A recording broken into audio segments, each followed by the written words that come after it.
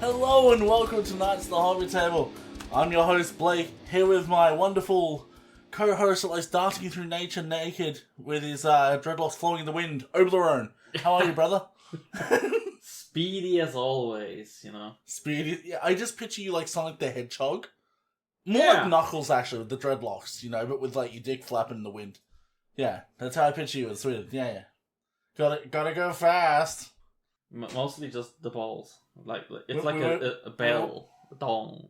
Yeah, we were discussing it earlier, and it's canon that Obi actually has no shaft. It's just balls, knob. That's it. Yeah. It's like three little cherries in a pot. Yeah. Anyway, hey man.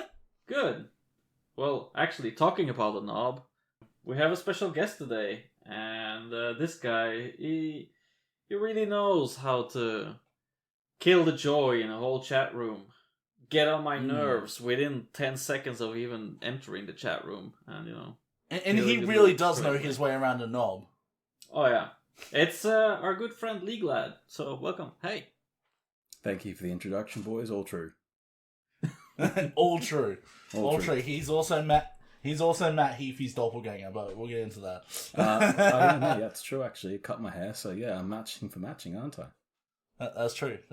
Welcome to the show, bro. How you been? I'm good. Just finished work and decided to pop on here to lend you guys a hand with content, of course. Wow. Yeah. I felt like you guys are a bit dry for content now that you're discussing Obi's cherries. Well, brother, in my experience, things only get more dry when you're around, so... Overrun. Look, nothing can stop the moisture on Oblerone's feet. That's just how they are. The doctor said so. Feet? Yeah, feet. Wait, what? Do you have sweaty feet? I have sweaty everything. Come on. They're moist and wanting. Anyway. Sweaty feet are really bad. I know someone that does have sweaty feet. Whenever they take their socks off, bro, it's a horror show. Isn't that standard in Australia? Come on. Yeah. Everyone must have sweaty feet. Dude, I have most of my house is tiled, and I've had days where I've come home from work, taken my shoes off, and nearly slipped. Right? Because my feet are that big. Like, I wear big security boots, and I'm like, dude, I nearly died. Like, it's hazardous to be barefoot. That happens. I have vinyl flooring in my hallway, so when I take my shoes off, there's a little bit of slick under my sock, and sometimes I go flying. Yeah, see, it's not good. We need gecko feet. That's what we need. Yeah. $1 million idea. Let's do it. Anyway, since we're all here, we'll introduce a good buddy League, long-time friend of the show. I thought today we would have a good old discussion about something that, me and Obi both engage in, and something that League is very out of the box of doing, and that's kitbashing model kits. So, yeah. What do y'all think? I know League definitely has made a few atrocious kitbashes involving knights. I have done a few things to upset Oblerone. In the modelling arena, yeah. That's true. You definitely have. There has been some heresy. But Obi, did you want to let people know first what we mean when we say kitbash? Kitbash? Well, yeah. It's not to be confused with kid bash, because that's illegal. Don't bash children. Only if it's your own, then it's fine. Yeah. What? Or if you're another child in a martial arts tournament. Cobra Kai that bitch. Anyway. Yeah, but kitbashing just basically, it's what the name says. You slap a couple of different kits together.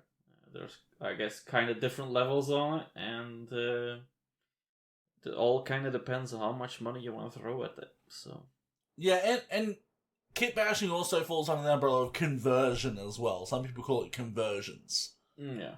But it's basically taking parts from another kit that you have spare, be it the same type of model kit or something completely different, and combining it to make something cooler and newer. And we'll go into it a bit more, but that's the crux of it. Yeah, it's basically it. It's just taking two pieces from a different kit, and that kit's just different pieces from different model sets. And that can be over the same brand or from different brands, or even different kinds of models even. It's just it's two bits and can be as simple or as complex as you want. But if you put one part from one box into another part from another box and join them together, that's just simply a kitbash. Exactly. Lovely. Exactly. Now, before we get too deep into the meat and potatoes of the episode, though, we have structure here on Night's the Hobby Table, believe it or not. And no, that usually goes when I go, Obi, what the fuck have you been up to in your hobby space, brother? Tell me about it. What's going on? In my hobby space, actually... Just in general, what have you been doing? What have you been doing? I haven't seen you for a month. Yeah, well, I haven't done anything in a month either, besides putting up a new cabinet, a display cabinet in my room, filling it out, organizing the room a little bit more, cleaning, 3D printing a little bit of stuff. I actually did my first 3D printing commission as well. Oh, what did you print?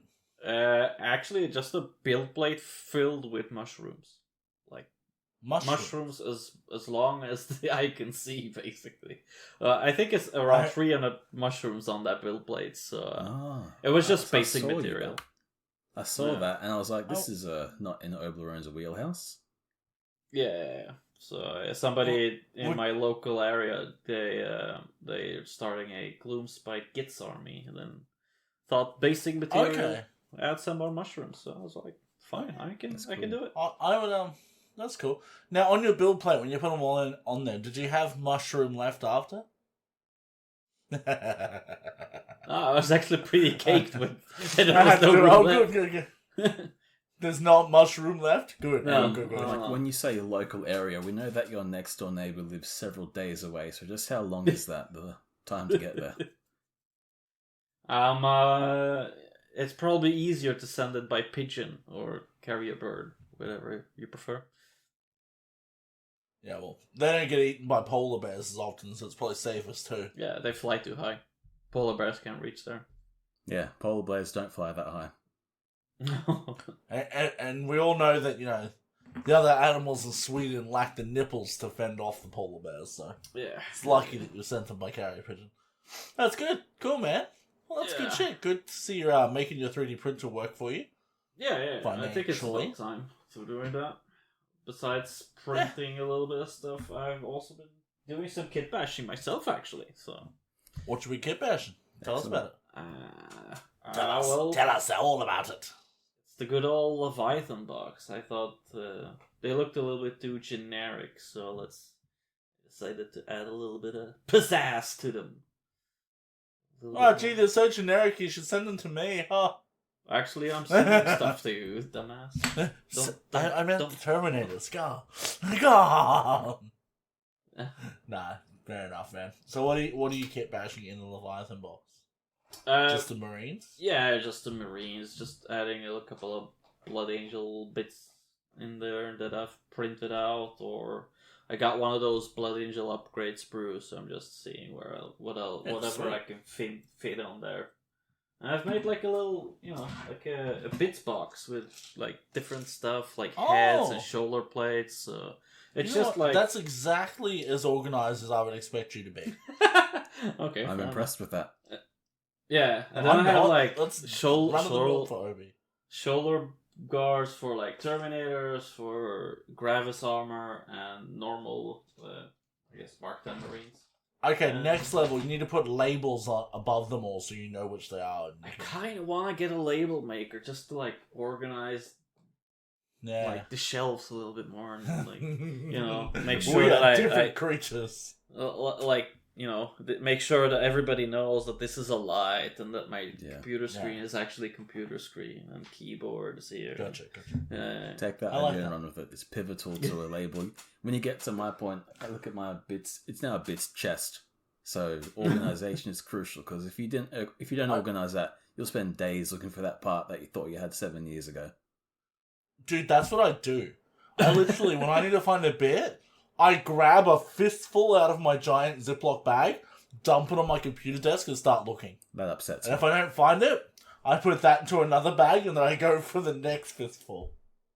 Those things that I use in that Mortal Kombat mask, those things I use in the Mortal Kombat mask, they just took me 3 days to find. Oh. There's not one thing about that I liked. Embrace the chaos. Let's move on from me, because that's kind of what I did. Not really a lot. Yeah. So, sounds fun. Me! Surprise, Surprise, have been kitbashing. What a surprise. Surprise, surprise.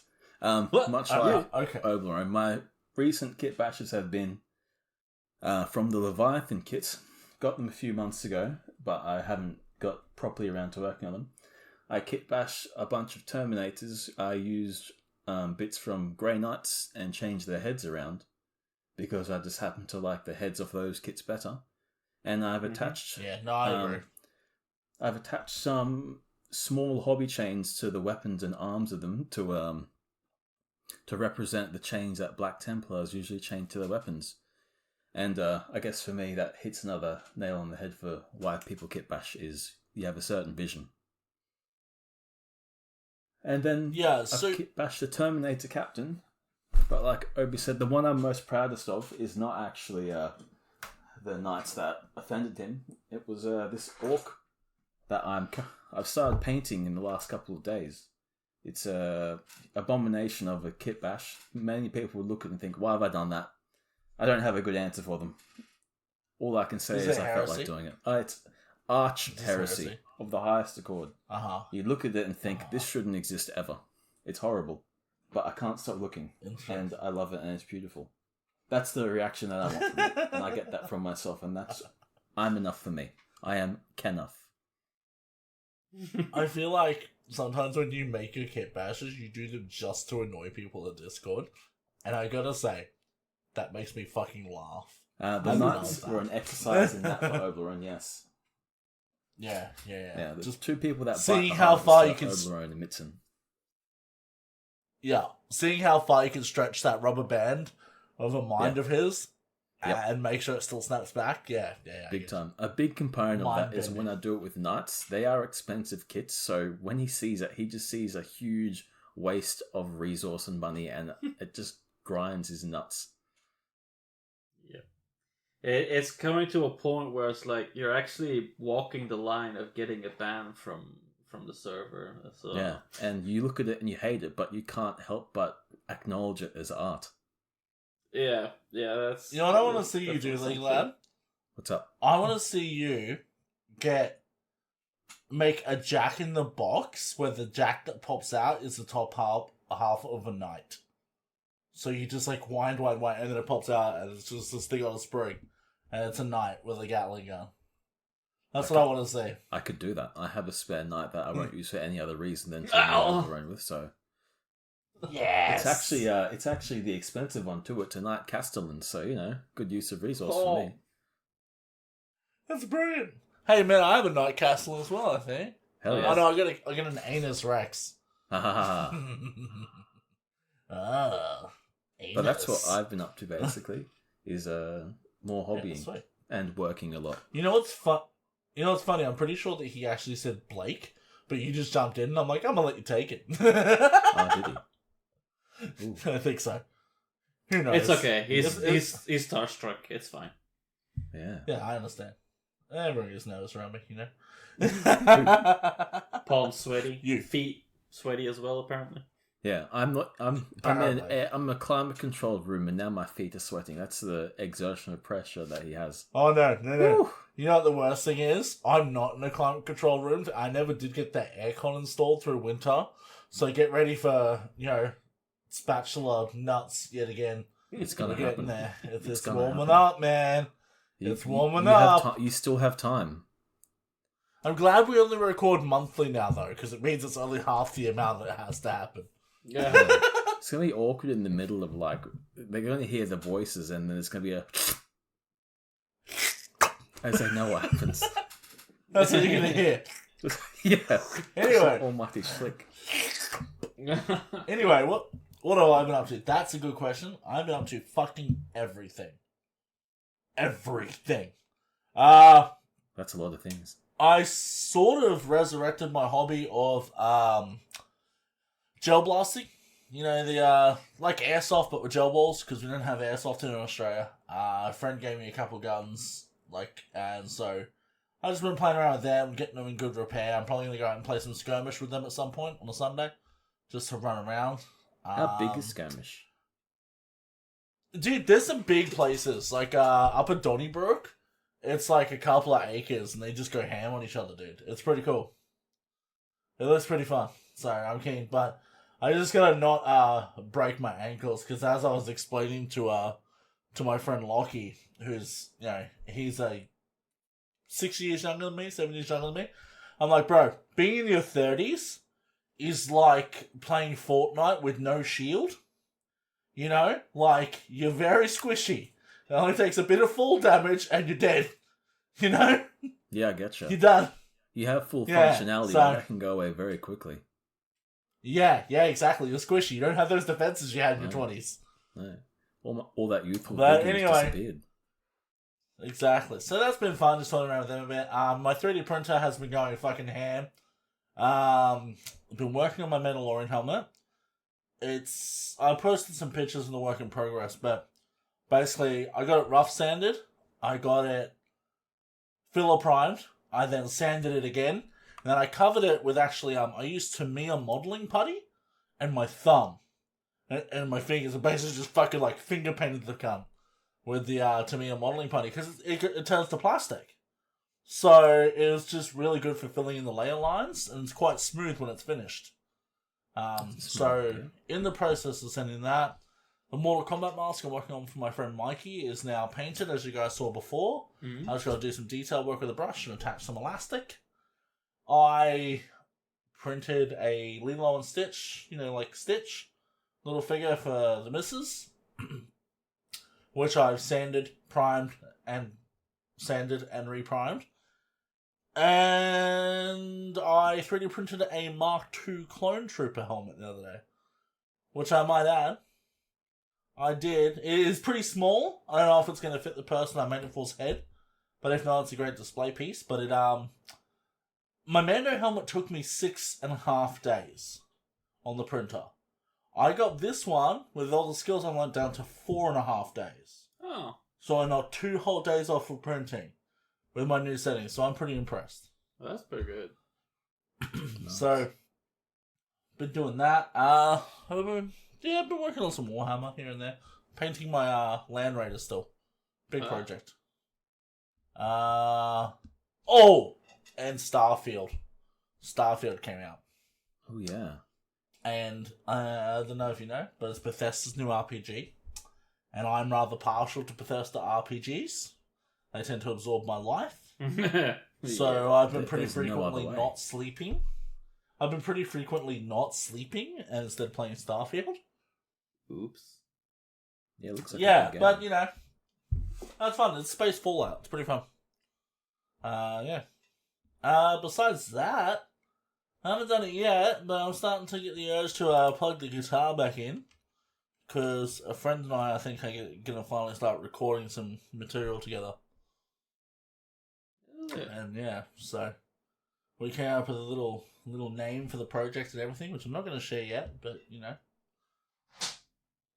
it's good. It's good. You have been doing Lots everything. going on. Very busy, bro. Very busy. And on top of that, I got my fish tanks and shit still doing their thing. So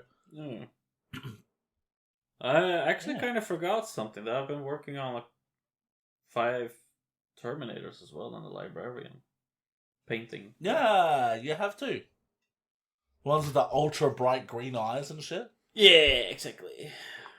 It's like that classic, classic Blood Angel Terminator, like that all red blocked armor, then the piercing green glowy bits. Very contrasted. Very, striking. It's funny because I've always viewed Blood Angels as having emerald green eyes. Yours are like predator blood. Yeah. Iridescent. They're really cool. It's really striking. The key is the old Tesseract glow, because I don't want to buy any other greens for kind of glow effects. Got it. Dude, my Tesseract glow always clumps up at the bottom, and it just sucks. Get a vortex mixer, dude. Life changing. Dude, I can't have a fucking vibrator sound rolling every time I'm painting at 4 a.m. All I heard there was Oberon saying the key is Tesseract glow because I'm too cheap to buy anything else. Yes. That's it. Yes. It's not like I have fucking... Yeah, exactly. If it works, it works. It's a classic. It's the classic having only 2 toms on your drum kit. Go make it work. Don't buy another one.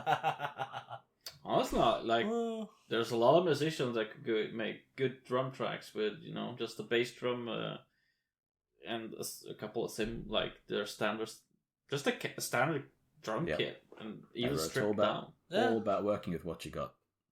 Exactly. It's about the groove, man. That's what it's about with drumming. Yeah. You know? It's all about that groove. But yeah, anyway, guess we'll kick off into it. League, why don't you tell us a little bit about, obviously you told us, like, you know, into kitbash and that. What are you into hobby-wise? Like, are you just a Warhammer person? What's going on? Tell us a little bit about you. I am a Warhammer person. Yes, that's what I first got into. But I sometimes pick up children's toys. I look at some toys that come out and I think those look pretty cool, and I will kitbash those together to either use in Warhammer or because I just like the look of things and I like to build things, take them apart and put them back together using different parts from different things. Okay. It is mostly Warhammer, Alright. but it's more kitbashing for me. It's more of a creative expression, and a lot of that gets the itch scratched by Warhammer. But every now and then I'll see different pieces from different brands or different kinds of toys, and I'll be like, there, I can do something with that and make something cool looking, and I can paint it up, and I'll enjoy that. Okay. That's sick. That's a good answer. So, besides Warhammer, and away from kitbash, obviously, like, do you have any other things you like to do? Because, like, not everyone that listens to this is going to know you, obviously. I occasionally listeners are dabble in Discord and gaming. shit. I'm not good at it. In fact, I'm quite bad. That's right. Neither's Obi, that's fine. Yeah. Yeah. Actually, one of my other hobbies is watching Obi play horror games. I recommend it. Oh! That's brilliant, one of my actually. favourites, Yeah. too. Alien Isolation was a banger. Yeah, when he plays a horror game, you can see his little portrait in the corner there, and you can actually see beads of sweat form on his brow as it happens, and it's very entertaining to watch. And it's like a double bonus, because sometimes you get scared as well, and he gets scared, and everyone gets scared. It's lovely.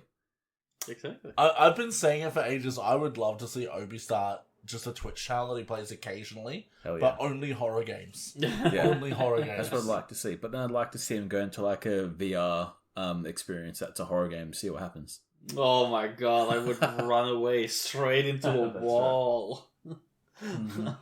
That'd be a banger. That'd be That'd be crazy. cool as fuck. And I'd guess love my to see other that. big hobby is Dungeons and Dragons. Oh, okay. So you play D&D? I do. And Pathfinder, but they're very similar. Tabletop role Now, playing games. That's the umbrella I'll put them What- under. When you play D&D, do you play in person or online? I prefer to play in person. Just because when I Yeah. do it online, I tend to lose concentration very quickly. So if I'm in person, it's much more stimulating and engaging for me. As Yeah, opposed yeah, to if I'm 'cause doing it it's- online, I get distracted very easily and trail off. Because no one here has problems paying attention to things at No, all. no do one they? here doesn't. No, No one here has ADHD. Definitely not. Short attention No. span? None of that around here. No, what's that again? I'm not medicated. What? ADHD. I Yeah. probably fucking should be. Yeah, Dungeons and Dragons is my main hobby. I play maybe a couple of times a week with two groups Sweet. I meet up with, and it's a good way to just hang Really? out with your friends. Yeah, every couple of weeks. I didn't even know that about you, bro. Got a group honestly. of friends. We always gather and play it, and it's very it's a good way just to hang out, but also just to get creative and really like just have a good time.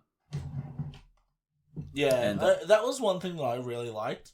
I had a campaign that went for like 2.5 years, and I loved playing. Like, whenever we could meet up, I just felt so like... Because you're really working your brain to craft narrative Yeah, and to roleplay. Like, if you're doing it properly. And it is really fun creatively. Like, you get all these cool things going on. Like, it's very you're in a fantasy world, and I love that shit as well. it's mentally engaging. Yeah, which on a different level to most things, which I love. Yeah, it's very enjoyable. And the other part of that for me is when we play Dungeons and Dragons, we simulate the combat environments using miniatures and terrain. So my Warhammer hobby doubles up for that because I'll paint and build terrain for Warhammer, and because Dungeons and Dragons is commonly a fantasy setting, I also build the Warhammer Age of Sigmar side, the fantasy side. So a lot of the models I use and build and paint for that get transposed into D&D as well. So I've kind of soft combined the two. That's cool. I like that. Well, when we funny story actually, when we had our D&D campaign that we were doing, I had a character named Jason. He was a dragonborn barbarian. And instead of using Hero Forge to create my character, I actually kitbashed him. Hell yeah. Because I thought that was much more in the spirit of, what I like to do. So I used a bit of green stuff, but he was basically a Chaos Warrior from, not Warrior, the Bloodbound guys, whatever, the Cornite guys from Age of Sigmar. He was one of those bodies. Yeah, he's one of those guys with a Saurus Warrior head. And yeah, just like deads him out with like a big axe and shit. And yeah, it was real cool. That's cool, because those warrior models are big and jacked up. So they'll fit the part for a barbarian really well. Yeah, exactly. It was real cool. Yeah. And that's like another part of kitbashing as well. It's like you find bits that you like and you put them together to make something that you can't conventionally get. 100%. 100%. Now, I'm going to shoot some questions around because, like, obviously, us being asked, we haven't actually written any questions, and they're just popping into my head. But you're so I'm just going to roll with it while I got them. Well, I'm just going to roll. Yeah. Obi's the organised one. Now, Obi. Yeah. Before you go trailing off and kitbashing, yeah? Get over here, you squirrel. You can see the gears turning. I'm here. Obi. Do you remember the first time that you ever kitbashed anything? Yeah. And what was it? Yeah. I don't remember, I think. And not just Warhammer. You've been doing Gundam for a long time and stuff like that as well. No, I think it was actually putting two kits together. I think it was one of my Necron guys, the Scorpic Lord, when I got that one. Because he's holding like his claw open. Is like a destroyer lord, and he has like a claw, a sword, and a gun. And I thought, okay, I could do something really cool with his claw. So I just, put a Space Marine helmet in there, and I took some green stuff and make it look like he ripped out his vertebrae and everything, and whoa, blood dripping from there. That's my first kit bash, I guess, but it's not really. Yeah. It was just adding totally to the counts. model. Yeah. Totally counts. That's cool. And a kitbash can be super simple. It counts. Yeah, 100%. What about you, Lee? Do you remember your first kitbash? I just reached over onto my shelf and I'm currently holding it. Yeah, what do you got? It is also a Cornate Bloodbound. That used that as the base. I kept one of the axes and I've switched out his other axe for the trident that came on the original box for the Age of Sigmar release, the first one. There was another model in there that had a trident, and so I gave that trident to this model, and I've attached a helmet from one of the elf kits from the fantasy line, as well as a cape from the fantasy elf line, and I painted him blue and aquatic colours to simulate some kind of it's meant to be like an aquatic elf, so he's got a trident, his skin's painted up blue, he's got lots of blue and green tones.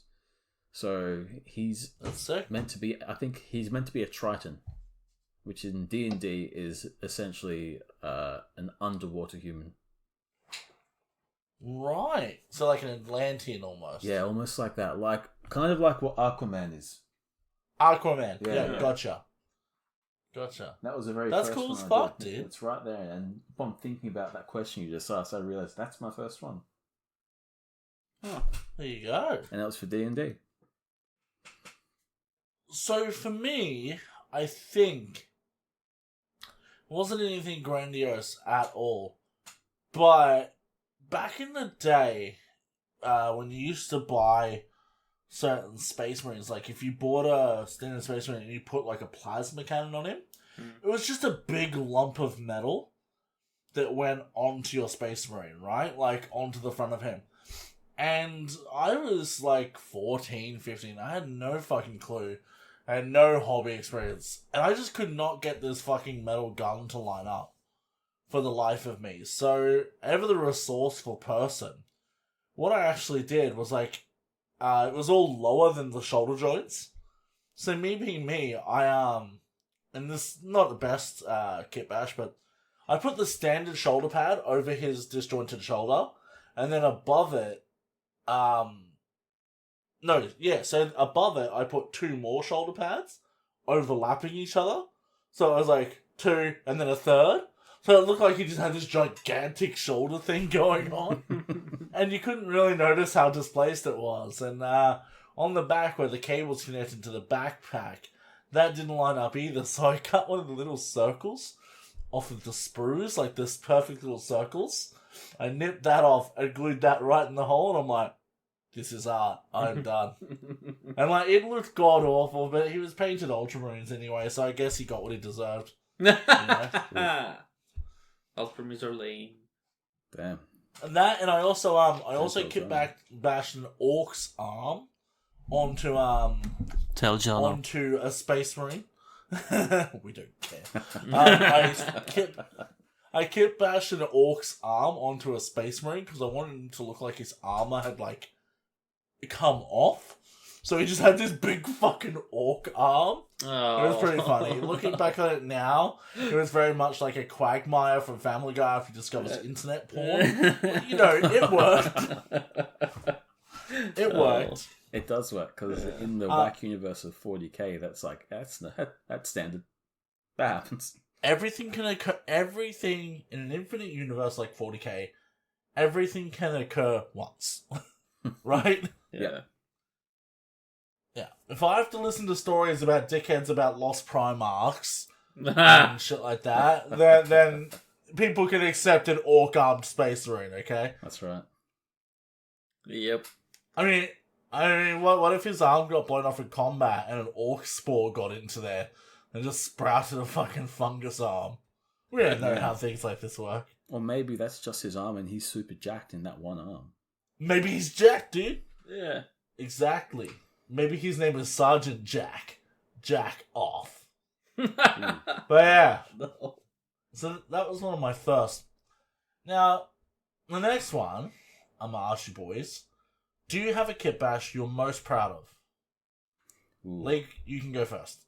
I have several parameters. There's one that I like the most that I've done, but there's also the ones that have garnered the most. I sometimes I judge my kitbashes on how much I make Oblerone convulse by looking at him. Okay, yeah, that's a good metric. Yeah, it's a very good metric. It's either convulsing or him nutting. It's no in between. Yeah. It all lives and dies by Oblerone's reaction. Yeah. However, I think my favorite... Because you know my reaction's always going to be, oh yeah, that's pretty cool, man. Yeah, always. You are a champion of the people. Oblerone's almost... Yeah, that's pretty cool, man. Oblerone's a bit of a naysayer. Not many things that he likes, actually. He's not a fan of change. Yeah. Well, no. I think Obi has ants in his pants today because he just keeps walking away from the mic. It's because I'm watching to see what all my models, trying to see, You mean you're watching Whatever. your models like Toy Story, trying to see if they're going to get up and move around? Maybe. It's that movie, Toy Soldiers, you know? Yeah, my favourite kitbash is definitely the I don't know whether I called it the Nemesis Death Dread. That's what I called it. It's a Nemesis Dreadnought from the Grey Knights combined with a Death Dread from the Orcs line with a Savage Orc from the Age of Sigmar line, as well as a couple other loose Grey Knight bits and grots stationed around the robot as its maintenance crew. Yep. And it's got the very pivotal crutch rocket. I do distinctly remember that being a total banger of a kitbash. Yeah, it's an extreme monster that everyone liked. Yeah. But Very close true. in second What about are you, the two Obi? knights that I did. Oh. Yeah, okay. Go. Sorry, Lee. Oh, Didn't mean to close cut you in off. second are the two Go. armigers that really rocked Oblerone's socks. Apart from his disapproval of them, they are actually quite up there. I do like how they turned out. We don't have video for this, but Oblerone's just sitting here, red face, shaking his head. Yeah, he's, This is like... The poor cunt, he signed up to do this episode not thinking what it was like rocking up with two ADHD-ass Australians in the one chat. yeah, normally he's He looking just at his camera. didn't... Yeah, normally he is. He's trying. He's about to bust a nut. Anyway, so what did you do to your knights? Like, how did you mod them? I returned to the Nemesis Deadriff. There was I took off all the melee weapons and the exhaust and all the fiddly little mechanical bits that are attached to the body, which left me with just like the basic chassis of the Death Dread. So I took the legs and the body, and I stuck armature parts in it. And then I found a Necron's a Doomstalker. I cut the top off of that, so I kept the 4 large spindly legs. That's kind of like a World of War. Is it World War? World of War, the movie that has the tripods. War of the Worlds. War of the Worlds, yeah, that one. So it's kind of like that, but I put the armature body top half on top of that. And there was a lot of work involved in making those things work, but they turned out really well. And I scrapped off a lot of the armature's protective plates and kind of left it intentionally bare to make them look like they were cobbled together by someone. So they're not entirely they're not meant to look like they're in as working order as a fresh one would be. They're meant to look like someone has gotten bits. Some mechanic, some tech priest, or some heretic has gotten parts from a whole different bunch of machines and put them together in the hopes that they would work. Some damn Australian. Yeah. Some damn Mad Max Australian. Mad Max. Yeah, well, in essence, they're very Mad Max. When you're talking about it, all I'm picturing is, the things from Legend of Zelda. In the fucking... Oh, fuck, I can't remember the name of the game now. The one that everyone likes. The open one. And then you fight those weird things, the Sentinels, and then you got the laser beams and shit. I'm picturing that, but with like a 40k knight on top of it. Yep. That's all that comes into my brain. Yeah. It's they're very leggy. Very leggy. I like that. What about you, Obi? What is your favourite kitbash? I don't know, there's probably like 3 of them. Yeah. When I started out with the Necrons, of course, and I bought like a lot of Necron models. One of those is Wraiths. I got like 3 boxes of Wraiths. They're like more spindly kind of things. They phase through the walls and everything. Yep. I built 2 boxes of them with the different weapon variants, and then I had 1 box left and decided, alright, let's make one of those Tomb Stalkers, I think the name is. They're Forge World models, and me not wanting to buy Forge World because it was expensive, I just decided I'll kitbash it myself. And I actually used quite a lot of cool things in there. I also used one of the Void Dragon's heads as his head, and yeah, I don't know, it came out pretty cool. Kitbashed it. That's sweet. I'll post some pictures of it later. Nice. Yeah, of course.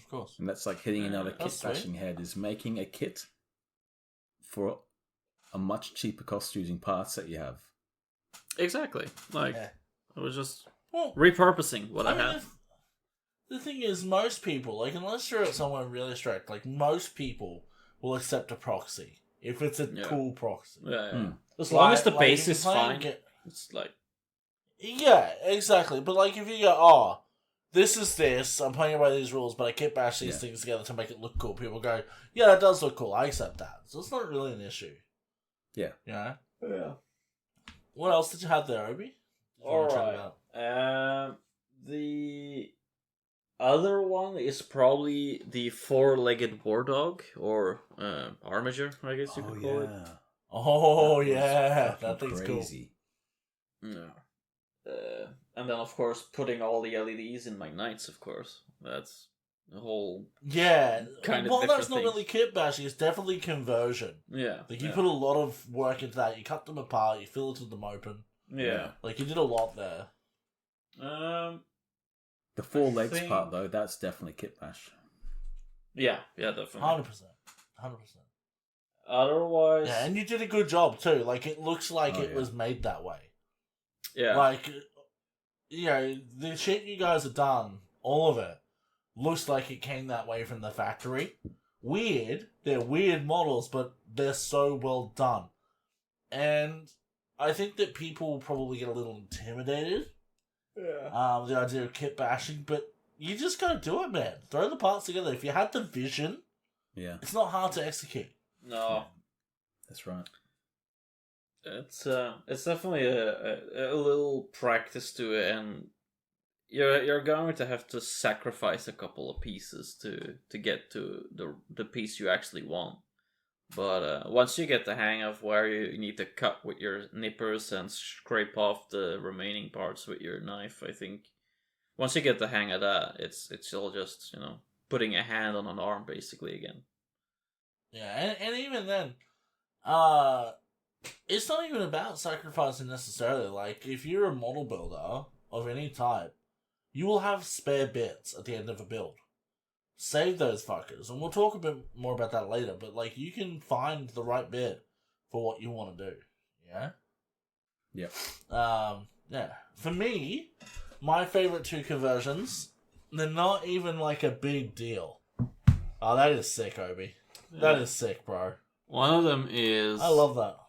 Also a Scorpic Lord. I inverted That's cool as fuck. the standard ones, the arm from it, and added like a resurrection orb to it.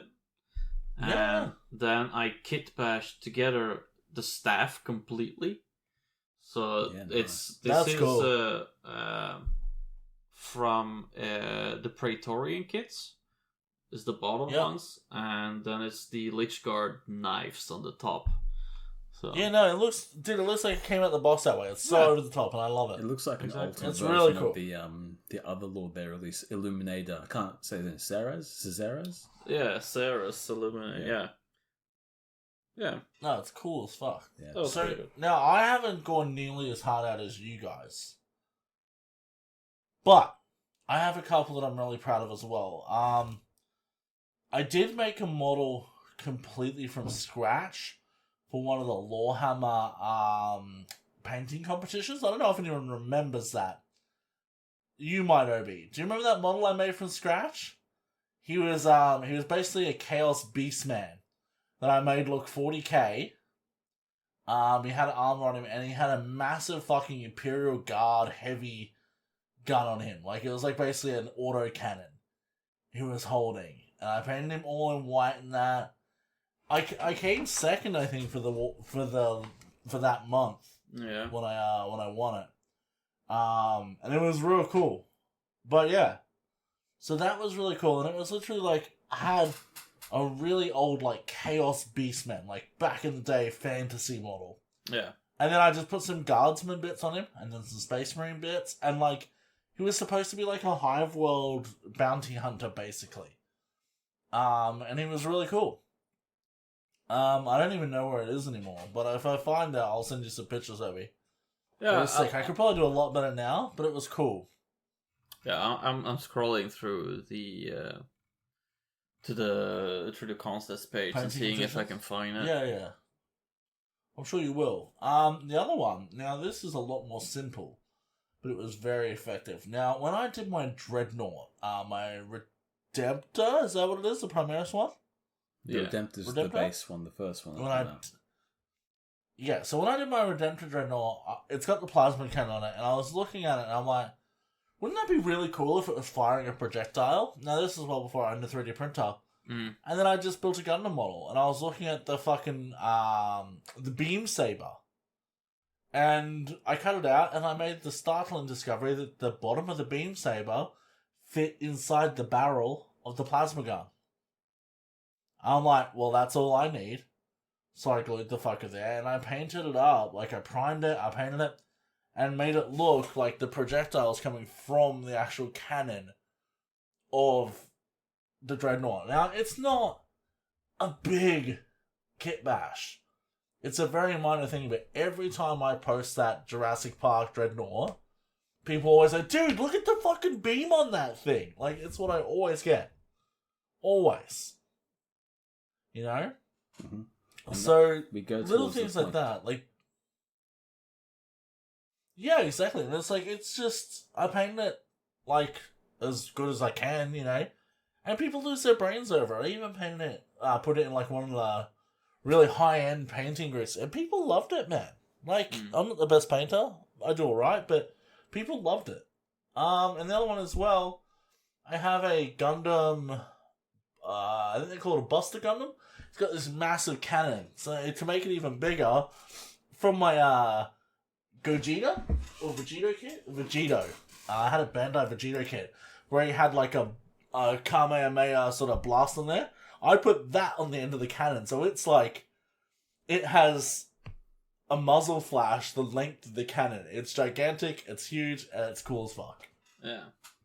So just those little things are cool as fuck, man.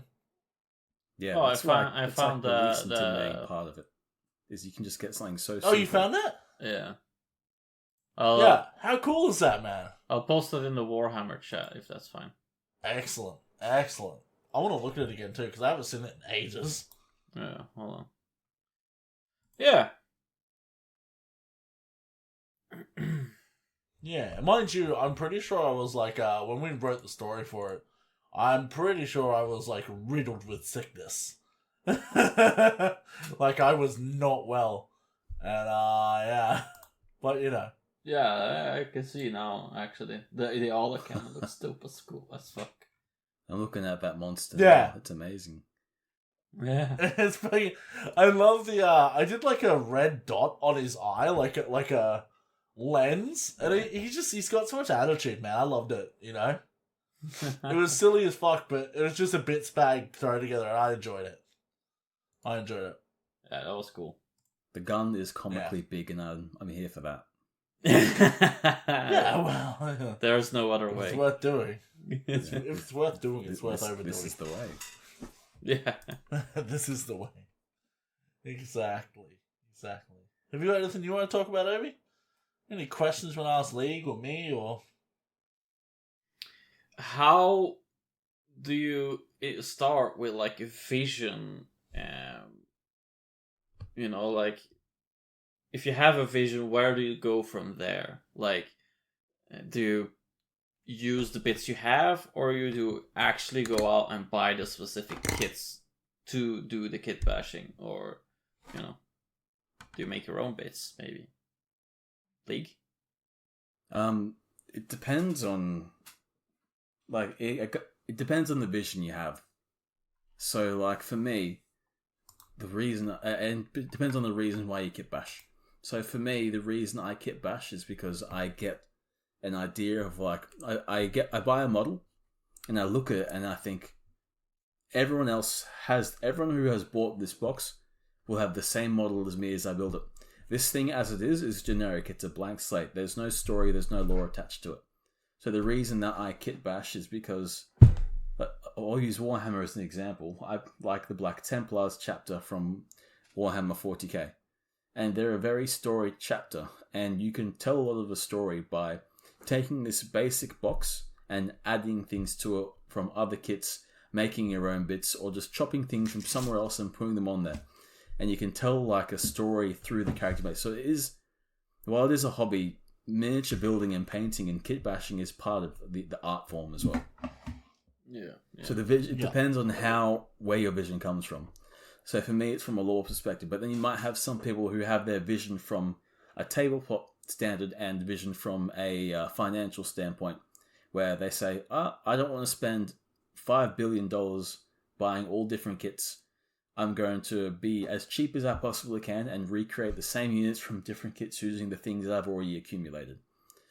Yeah. That's just another vision, and they're all stretches of creativity. And some people just like, they look at bits from kit and it's an exercise in how creative and how cool can I make this thing. So vision comes from plenty of different places. Some people will look at it as a challenge and say, what do I already have and what can I make from? And that's like what Blake did with his Besticle. He looked in his box and said, I have all these bits. What cool shit can I come up with?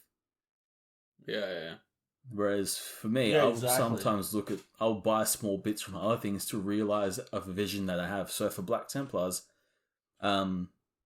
sometimes I'll buy like a head or a helmet from another kit is something that I don't have. just because that fits the exact vision of what I have.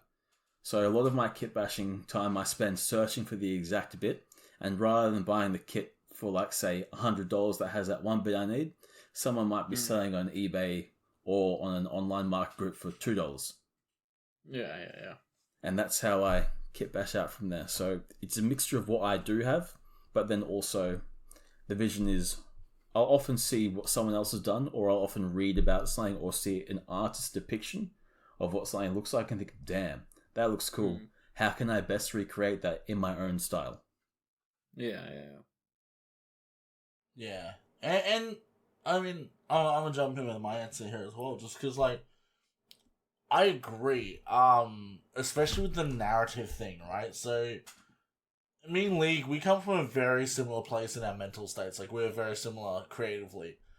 It doesn't matter what I'm doing, I probably have a backstory for it, at least, like, even if it's not fleshed out, it's like, oh, this is his little story.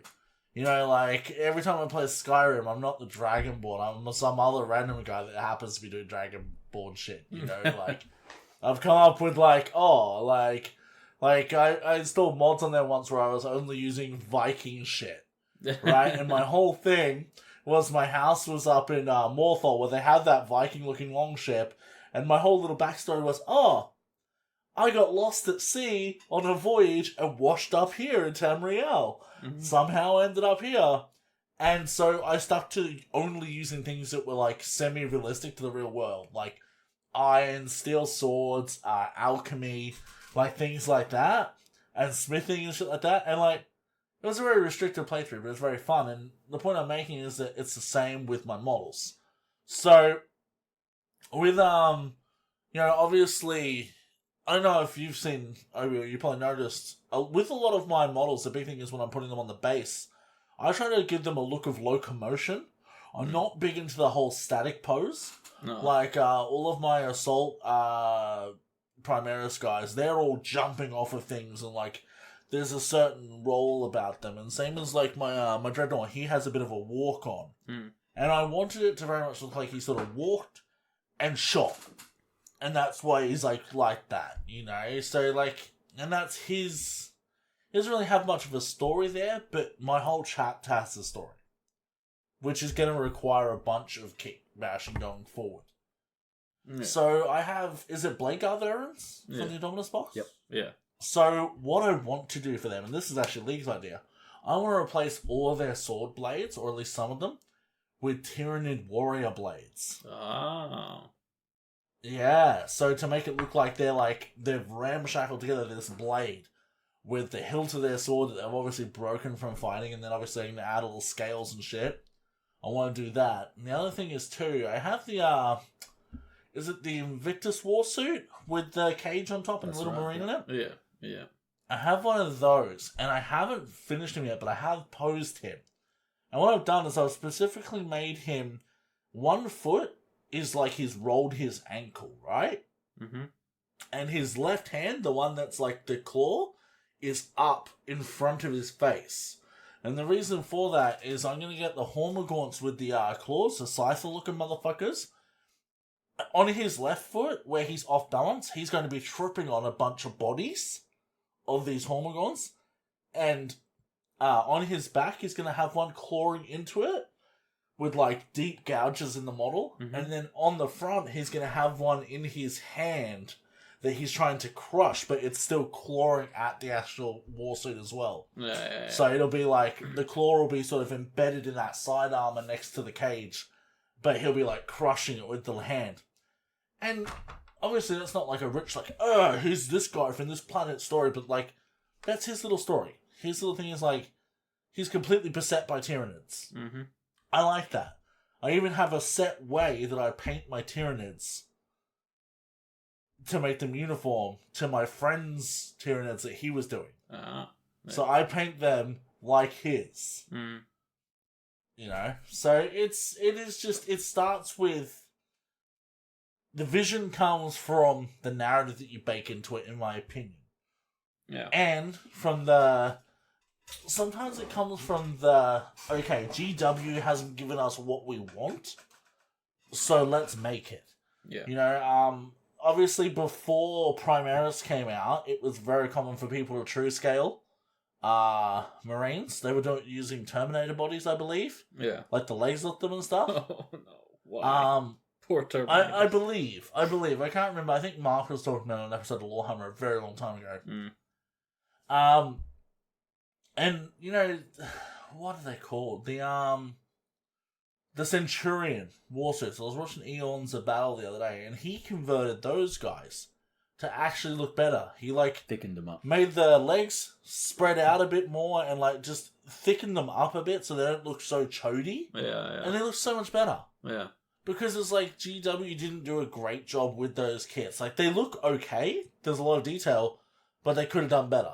Yeah. In some people's opinions. So that's what they went and did. They went and did it. So to me, that's where a kit bash comes from. Yeah. And also, I guess the other thing is, sometimes you just get fucking bored. I'm a tinkerer, right? Even just talking today, I had this dumb idea that I want to make a knight with a Morningstar mace that is a ball with a bunch of energy swords, power swords, protruding from it. Right? Like a ball with power swords coming out. So it's like a power mace on a chain. And it's... Why? Because it's fun. I get where you're coming from. It's fun. It's I guess you're like me. You'll build say you get a box of 10. You'll build one model and you'll be like, okay, I've done that. I don't want to do the next one the same. He needs to be different. Yeah. Yeah. 100%. Yeah, okay. Even my my Land Raider, my bannerman for my Custodes, I just cut one of those banners up and attached it to the door for extra markings, Yeah. Technically a kit bash. Yeah. Needed to happen. Lots of your kit What bash about you, Obes? story. And it really shows with how you yeah, kit bash. Yeah. Tells a story. Thanks, man. I appreciate that. Yeah. I think personally for me, it's more of a... I'll have a set of guys and I'll do them standard the way they are from the box. And then if I happen to have that kit again, I kind of want to change it up. Just to make them different. I think that's the thing these days. Sorry, not to cut you off, but when I first got into Warhammer, everything was multi-pose. So you didn't actually have to kit bash to make one box different from the other box. Yeah. But now, everything's all the same pose. So I agree, man. When you're making, my second box of Assault Intercessors, of course you're going to modify that. Yeah. Blame me if you don't. Yeah. And there's the other way of looking at it. For example, my kid, he wanted to have a Hive Tyrant for his birthday. So I bought him the Hive Tyrant box set. And lo and behold, you have nearly all the bits left to make another Hive Tyrant.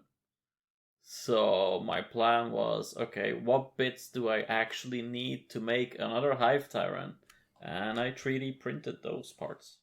So yeah, now I have 2 Hive Tyrants for the price of 1, basically.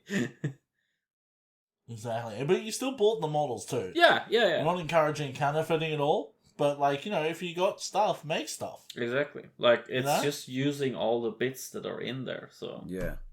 In fact, it would be environmentally irresponsible not to. Exactly. I mean, I have the resin, and I have the plastic. I can put them together and make something out of it. You have the technology. Exactly. And I think it might be the same way how I will look at the leftover bits for my Space Marines. I'll just...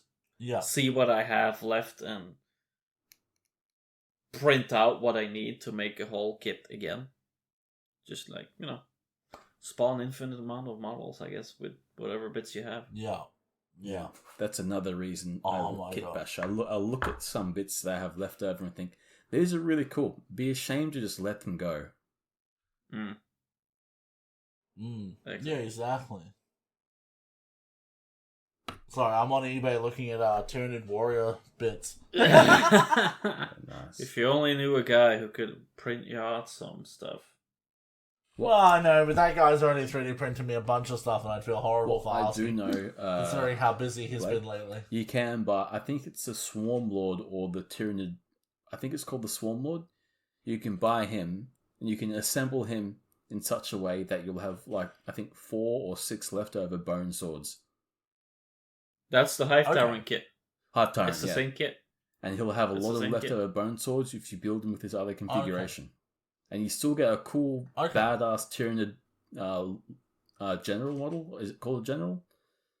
Yeah. Well, it's either you build a winged Hive Tyrant, or you build the Swarm Lord, or you build like a Hive Tyrant with like seething claws or the swords.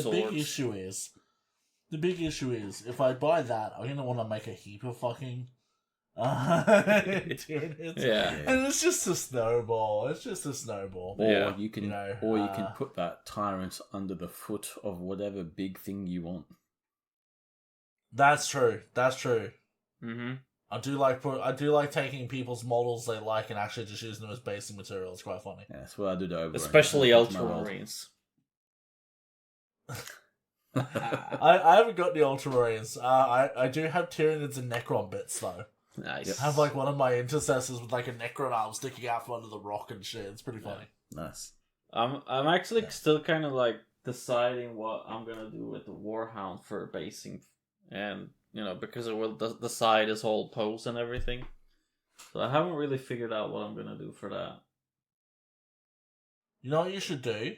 You should acquire a tank. Like a chaos tank. And fucking have him like stomping on it. It wouldn't be a chaos tank per se, because I don't have any chaos armies. So I would probably be... No, but I'm saying just acquire one. And that way if you come against a chaos player, or whatever, you show someone that's a chaos fan, do a Nurgle tank, because you always trigger the Nurgle people the best. Yeah. But that's fun point. story. Like, yeah. I work now at like a really big factory place where, it's a startup factory, and the organizer, like, who like, he holds the meetings for the guys where all the different companies sit together and talk and everything. And I just started looking at this guy's tattoos, and I'm like, I wonder if that's like a chaos star. And the more he starts moving his arm, it's like, fucking hell, that's a Slanesh banner there. And a corn. Motherfucker, this guy's into Warhammer. So I straight up asked him, like, what the fuck? Like, dude, you're into Warhammer. Yeah. And like, the more I started talking, it's like, yeah, okay. So which one is your favorite out of the 4 Chaos gods then? And he's like, I'm into Nurgle. I'm like, I'm backing up. I'm out of here. This explains so much. Yeah. I was going to ask if you told to listen to the podcast, but now I'm glad you didn't. Yeah. Yeah. A cool thing Blake has done with his Tyranids is he's painted them up to look like his friends' Tyranid models. Yeah. And that's like another way you can include like others in your hobby as well. And that's just adds to the narrative. So if he were to play Warhammer with his friend, he on his bases has the same color Tyranids in that live like game that he's playing. And it adds to the enjoyment of that. Yeah, exactly. And it just looks cool. And my bases actually match our battlefield as well, that I have as my home field. Yeah. So it's like, it's all matchy-match. And the idea I did have, it's a shame my friend's not really playing Warhammer these days, but the idea I did have eventually is to get like a big leather-bound journal and make it like really fucking cool with like, all the lore or whatever is going on, and then record the battles and actually have like a campaign set out where like, oh, this army defeated this army at this planet and took it. And like, between say me, Bowen, and my friend Bevan, we're all like vying for control of the solar system. Or like, does my army and Bowen's army team up to repel the Tyranids? Like, making a narrative and then having that all recorded as it happens in this big leather-bound book. Yeah, time. And I just think that's cool as fuck.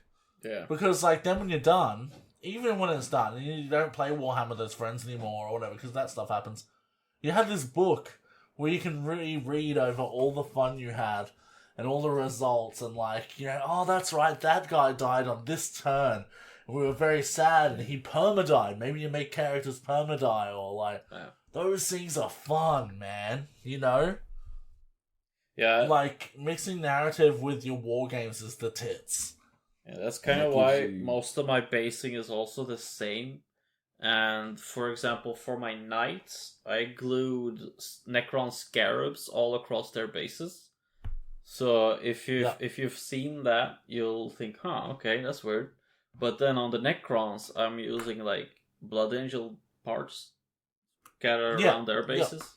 So they're all coming full circle because they're basically just fighting over the same planet. So, and the coolest thing is, with that, then you can do the ultimate kitbash if you want. You've got your small cabinet there. On top of that would be the perfect place for a large scale diorama with LEDs and things like that between your Necrons and your Blood Angels. Yeah. Would that not be the perfect spot? I actually... You know what I mean? Because that's cool, man. I've got one diorama piece that I've wanted to do, and that's with the Custodes, basically. And that's making a temple board, because their bases are basically temple squares. So I was thinking of doing something with that. But I haven't gotten to it yet, and time is running out. That got dark really quick. Dying? Yeah, exactly.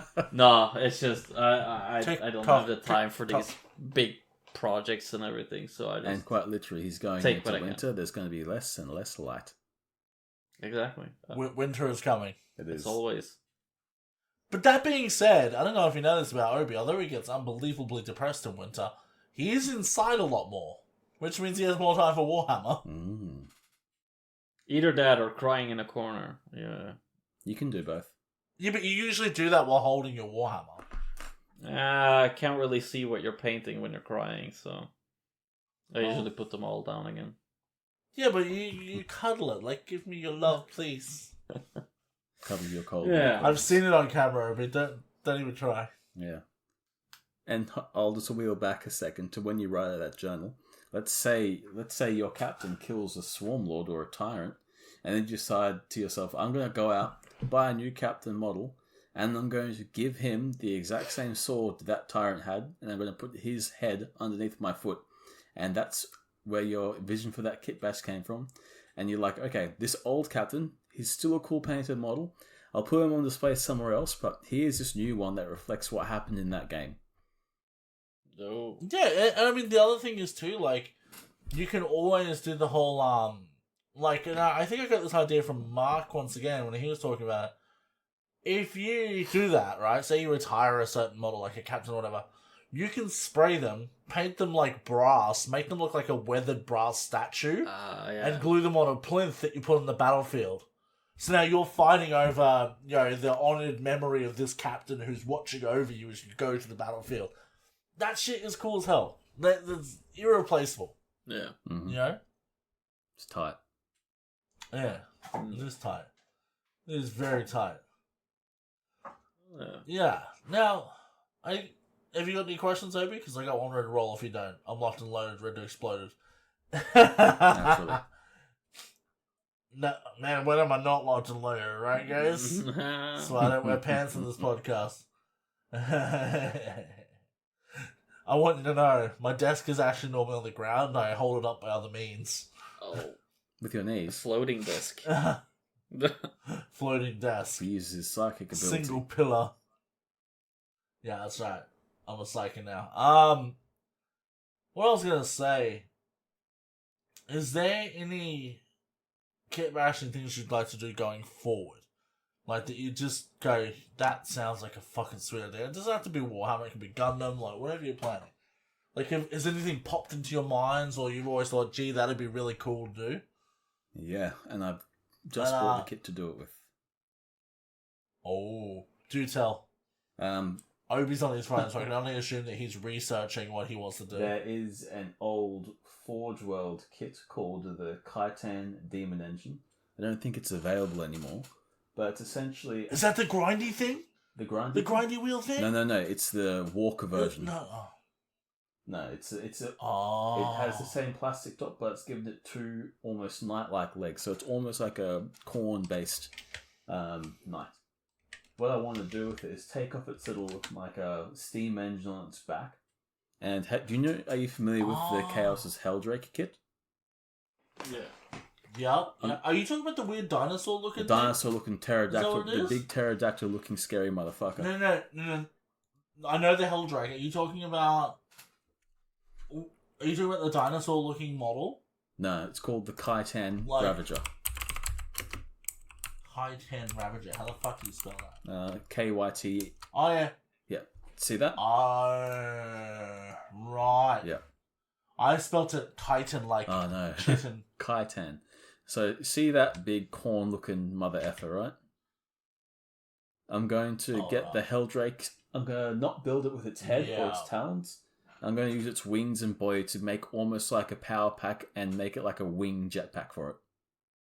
Bro, that is just a big ass dreadnought knight. Yeah, this That's thing cool is as fuck. ball. It's got a big chain axe, got a big Gatling gun fist like Barrett from Final Fantasy VII.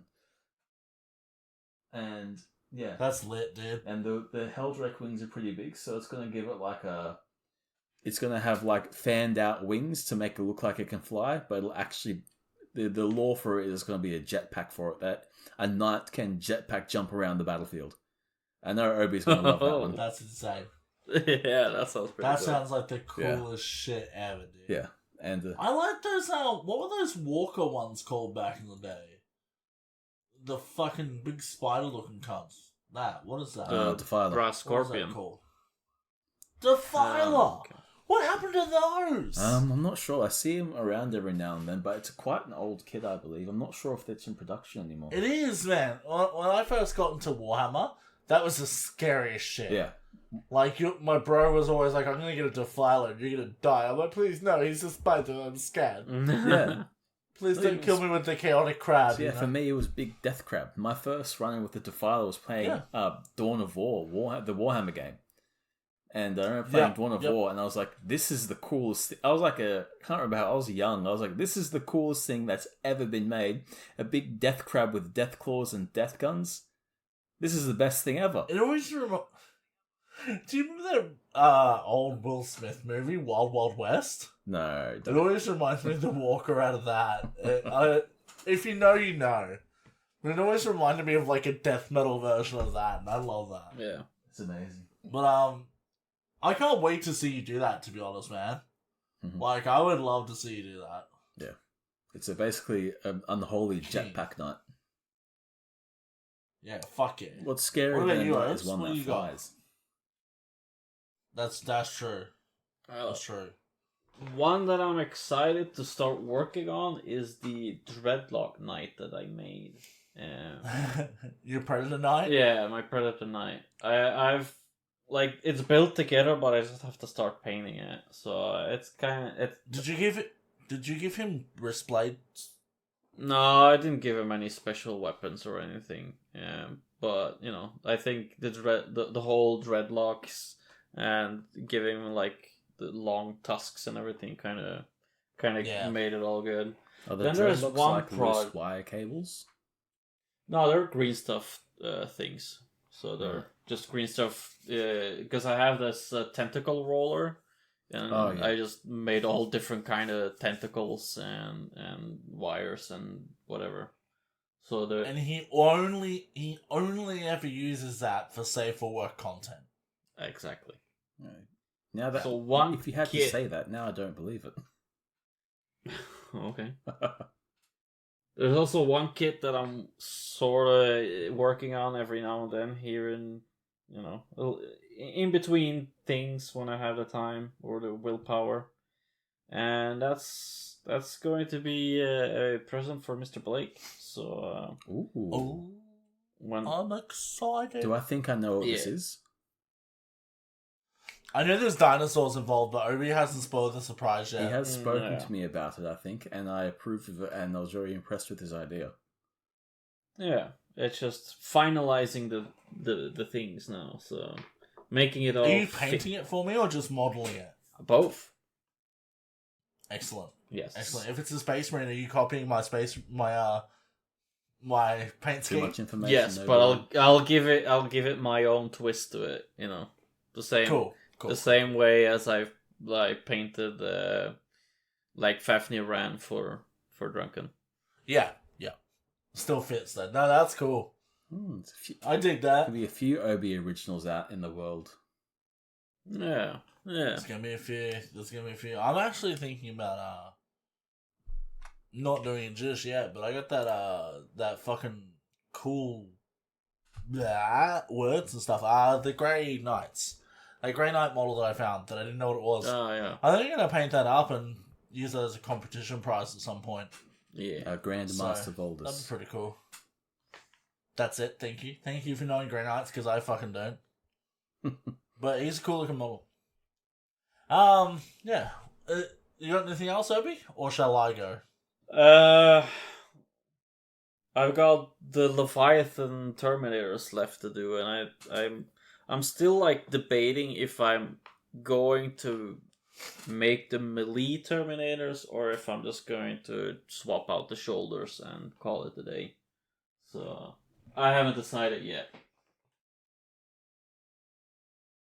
Yeah.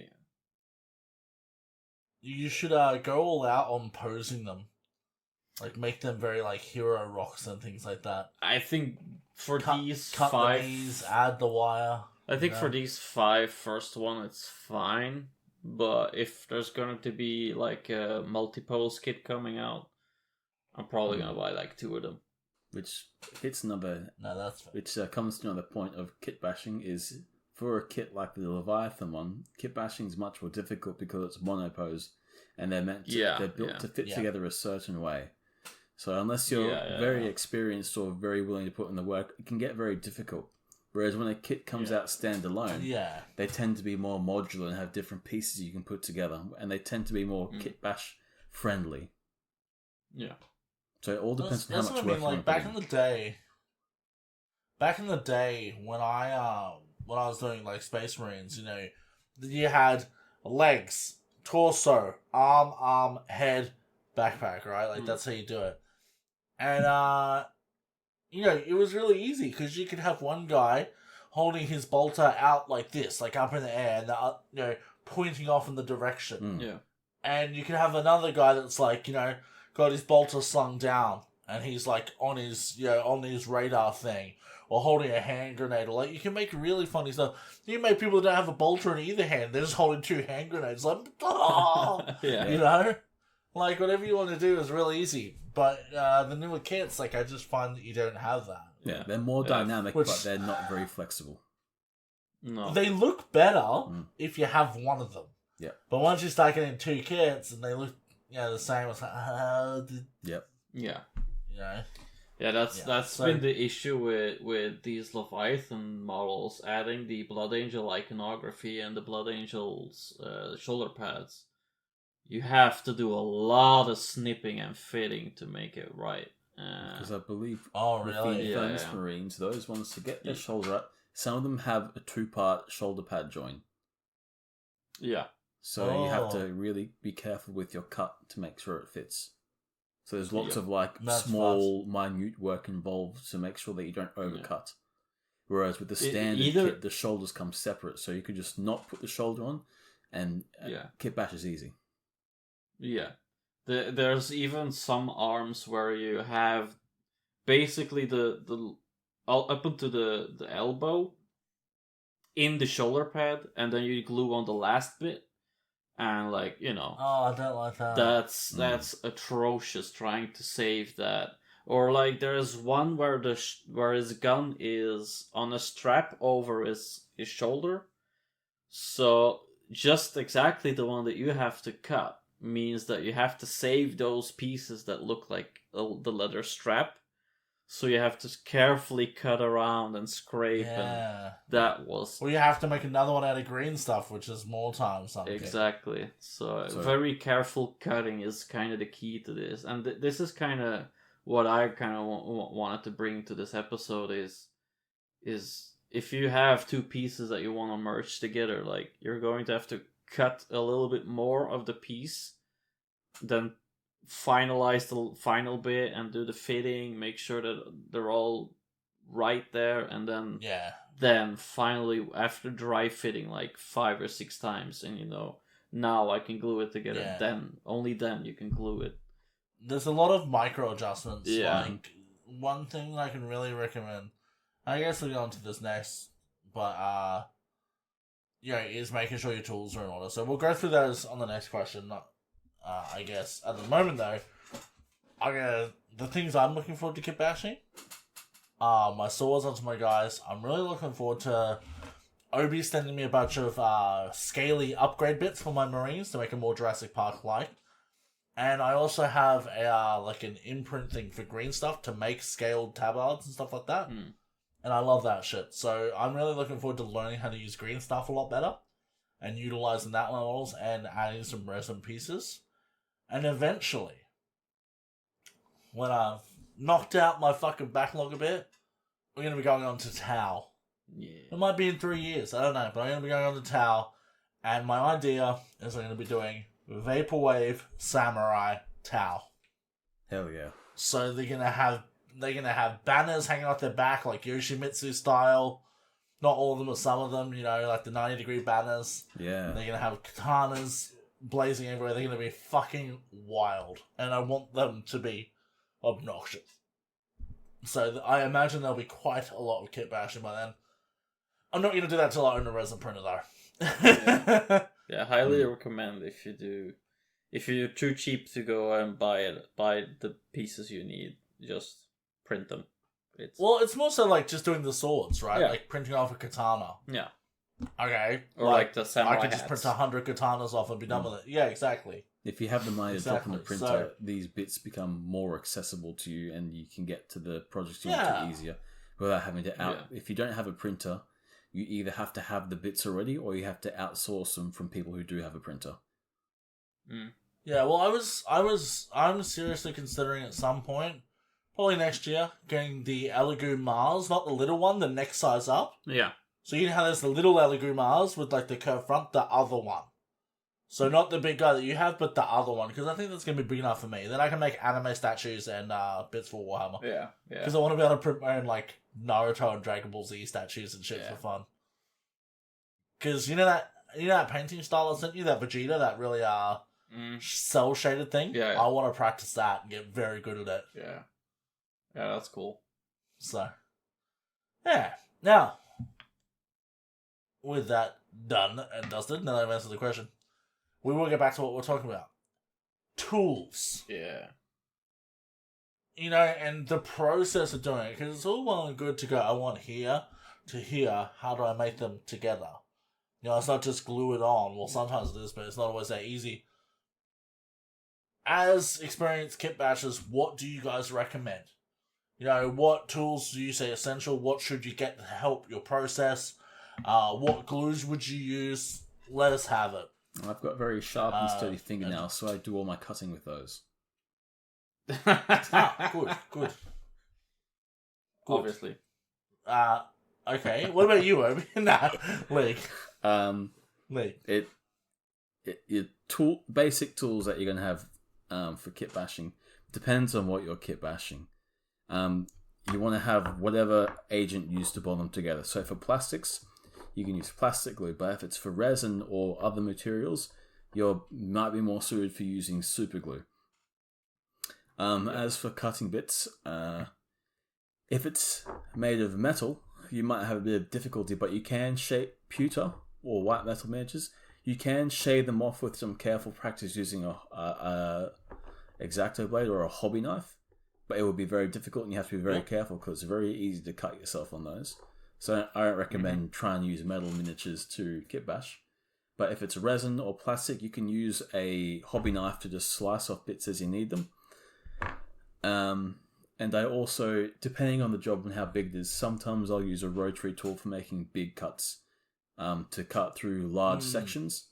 And I also use a pin vise to create holes to poke wires through so that I can anchor pieces together that don't normally fit together. So for resin, Perfect. for resin, I use pin vise a lot to like. I'll snip apart a small. You get small thin metal wire, and you use the pin vise to drill a hole into both sides of the kit of the parts you're using, and then you insert that and superglue the wire in while supergluing the resin to whatever other object to really strengthen the bond. And sometimes I'll do it for plastic if the connection's very thin. So Yeah.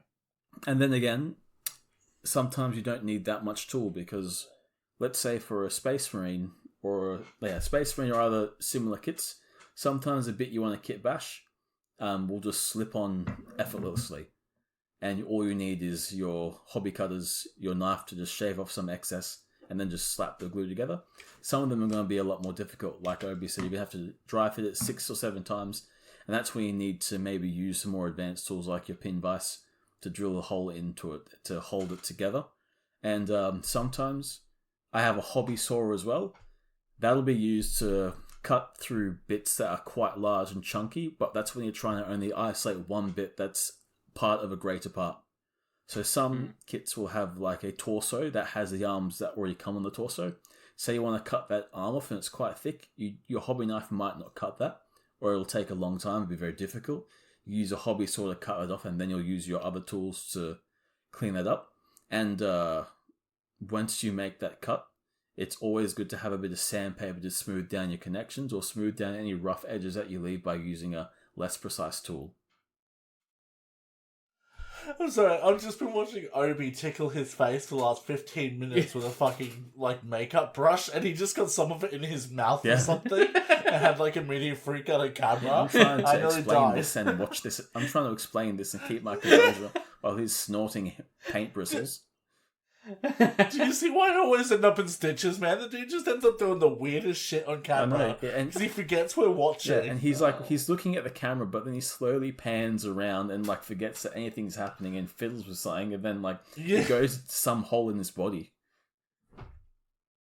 Yeah. Just happens. Orifices worse stuff. Yeah. No, that's all great advice, League. Honestly, do you have anything you want to add to that, Opes? Yeah. For example, material like the rods that you're talking about, I use paper clips. However, don't cut them with your plastic snippers because they will break. Don't do that. I use wire clippers for those. Exactly, wire clippers. Right tool for the right job. That's Don't right. be dumb. Yeah, exactly. Ooh, and one other small thing I'll touch on actually for tools is green stuff or milliput.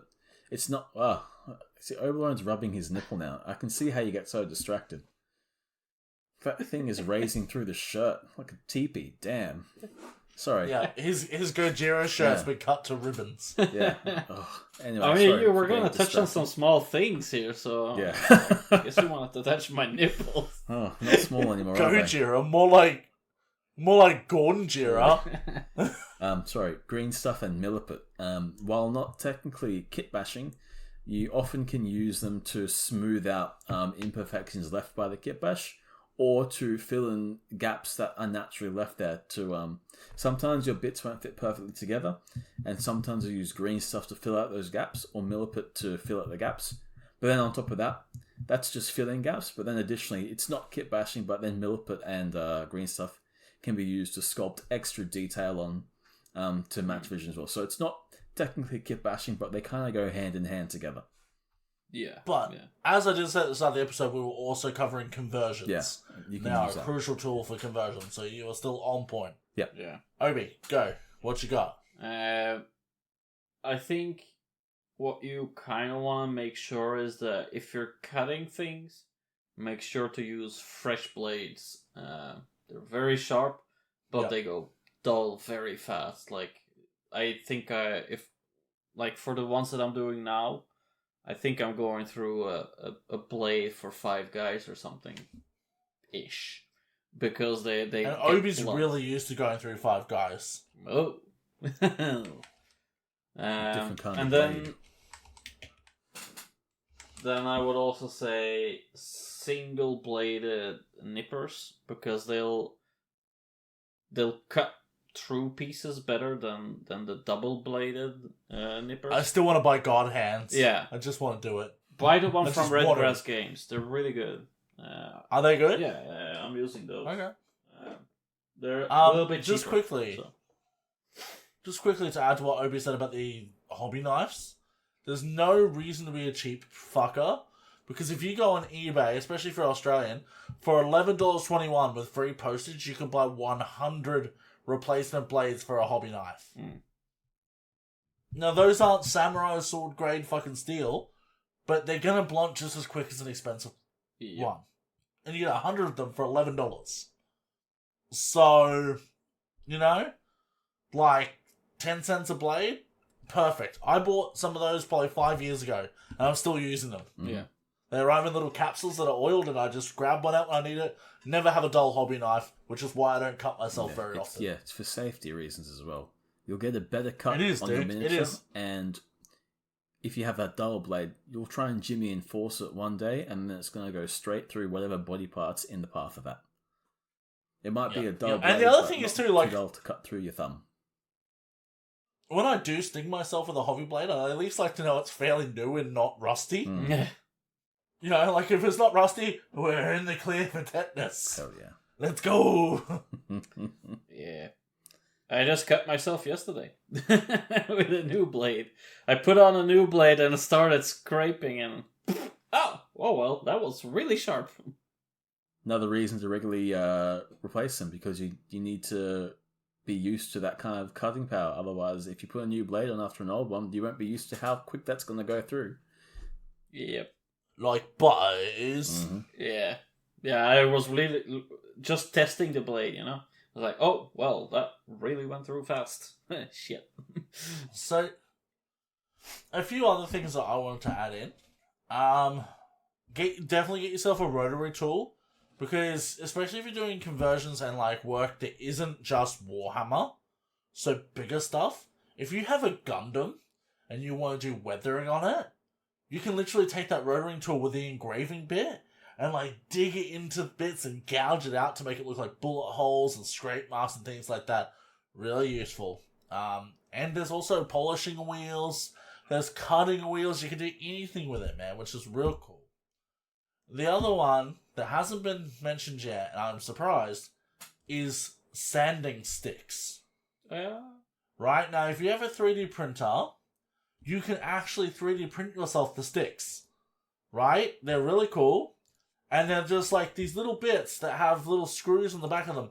And you just put sandpaper on them. Now, like, that doesn't sound like much, but if you're trying to smooth the inside of a shoulder pad, instead of like trying to gouge at it with your knife, you can literally get a sanding stick and sand that shit smooth.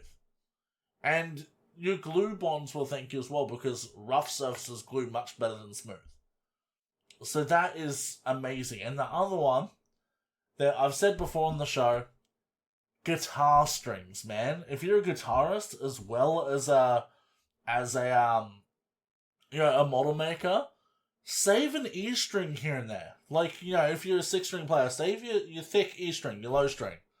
Because if you just wrap that bad boy up and keep it in a clip lock bag somewhere, that is all the pins you need ever. And it's flexible. Right? So, like, I've got a few models that are, like, literally on their tippy toes off bits of rock. Like, jumping off. That's not an easy thing to do. But I've kept the cork and all that pinned with literally, because it's quite bendy, I managed to do, like, a curve in the pin, which I glued to the base, and then I loaded my cork on top of it in layers, and then drilled a hole in the Marine's foot with a pin vise and glued it all together. Like, that's all you gotta do. And, you know, if you're trying to make an arm joint that bends, and you can't get that shit going, you can literally make the shape of it with the guitar string if you need to. It will bend at that angle, and then you can lock it in place with glue and with green stuff.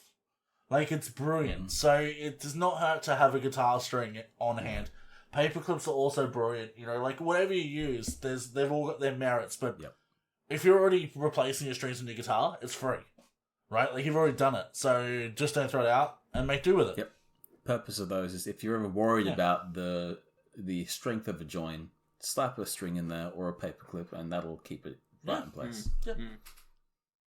Whatever you need, man. And it's not a hard thing to do. And the other thing is too, if you the sanding things are brilliant if you're doing Gundams, because you can put whatever grit sandpaper you want on there, which means you can sand stuff flat, which is very valuable. Having a small thing that you can get into crevices but still sand true is very good, because oftentimes if you're trying to do like detail work, what will happen is you'll round that detail off with the sandpaper on your finger because your finger is round. So you'll round that surface off, whereas if you've got sandpaper on a flat surface and you can marry that up, you'll keep your lines true if they're 90 degrees and stuff like that, which is good. Hell yeah. Love it. So yeah. Yeah. Whoa, fuck. Obi, you got nothing else, man? Besides dying from sneezing? Yeah, Okay. Alright. I'm good. No, I don't think there is much else, really. If you're an electrician, copper wire. Good advice. That's good true. advice. That's true. Um, A really good one that we haven't mentioned is a soldering iron. A cheap soldering iron, especially for 3D prints, is a handy tool because if you're using PLA, you can actually melt stuff back into shape with it. Like, I found that I don't have to fill my things up, fill my lines up in the hard-to-reach spots as much if I melt them flat with a soldering iron and then go. But also, if you're trying to get rid of a thing, like you're trying to really get rid of stuff, you can melt stuff out as well. Be careful, but you can do that, you know? So, yeah, there's many ways to skin a cat, as one would say. No way you'd skin a cat. Just go to the supermarket and buy some food, but whatever. This economy, I guess. and if you are using sculpting material like green stuff or milliput, buy yourself some silicone tipped like pens or tools. And then if you want Vaseline. Yeah, Vaseline. Definitely get that's makes it very pliable without sticking to all your tools as well.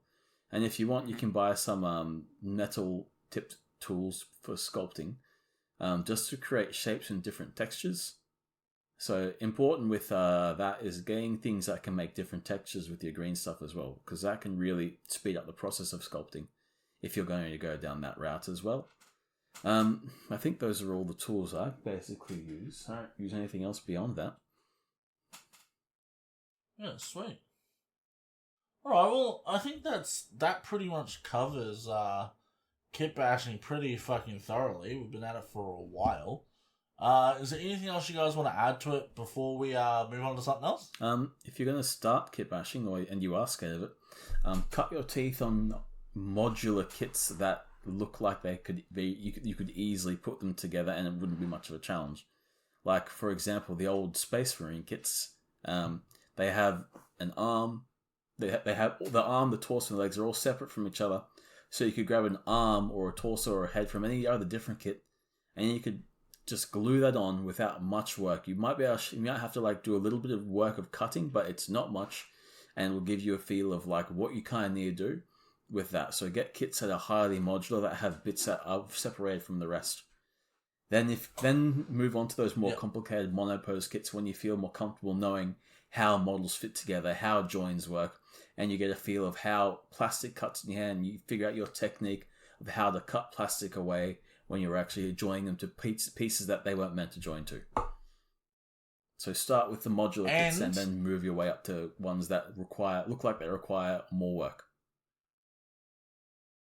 Outside of tabletop gaming, if you're in it for the gunplay game, don't start with an expensive master grade or perfect grade kit for that. Fuck around on some high grades and some real grades, alright guys? We don't need to be wasting nice master grade kits, turning them into abominations where you don't know what you're doing. Go cheap. I encourage creativity, but just spend $30 instead of 80. You know? Like, there's no harm. If you have a grand vision for a big kit bash, for a really expensive kit, and you have no experience, learn first. Start with smaller ones. Buy some cheap eBay rescues for whatever. Like, just buy some cheap things from eBay, or go into Marketplace, find some cheap things that haven't been assembled yet, and then fiddle around with those to get a feel of what it's like to kitbash with the material you're using. Yeah, I actually I bought ages ago now. They're still in the garage, but I bought, I think it was like 30 or 40 Firstborn Marines off a guy off Marketplace on their sprue still, just for bits and basic material. To be honest, I didn't pay much for them.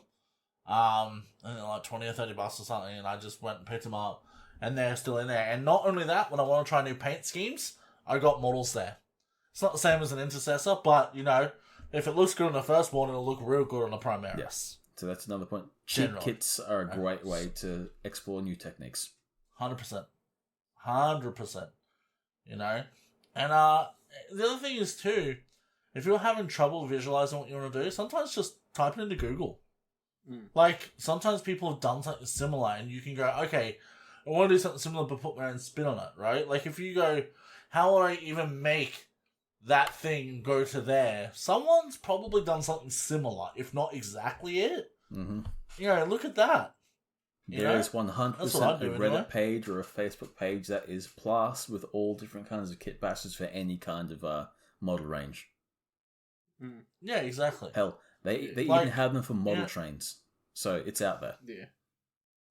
Exactly. Like, I want to do Space Marines on dinosaurs. And, like, as stupid as that sounds, that's legit a thing. Mm-hmm.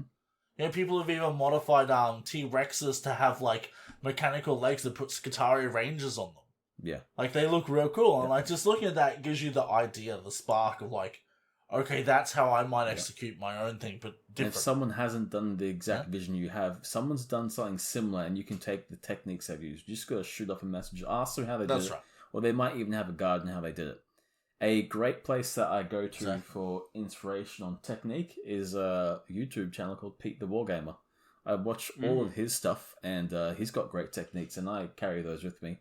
And his ideas aren't the ones I use, but the techniques he applies and his logic on how he does things, I take those to inform how I kitbash my own things. There you go, Pete the Wargamer. We shouted you out, right? Hook us up. Jump on the show. Come talk to us. Please. Just come talk to me one-on-one. I would love to just, pick your brain. No. Okay, come hang out on the show. We'd love to have you. As long as you're okay with the word cunt. Uh-oh. I kind of want to add, don't be afraid to do things with unique models as well.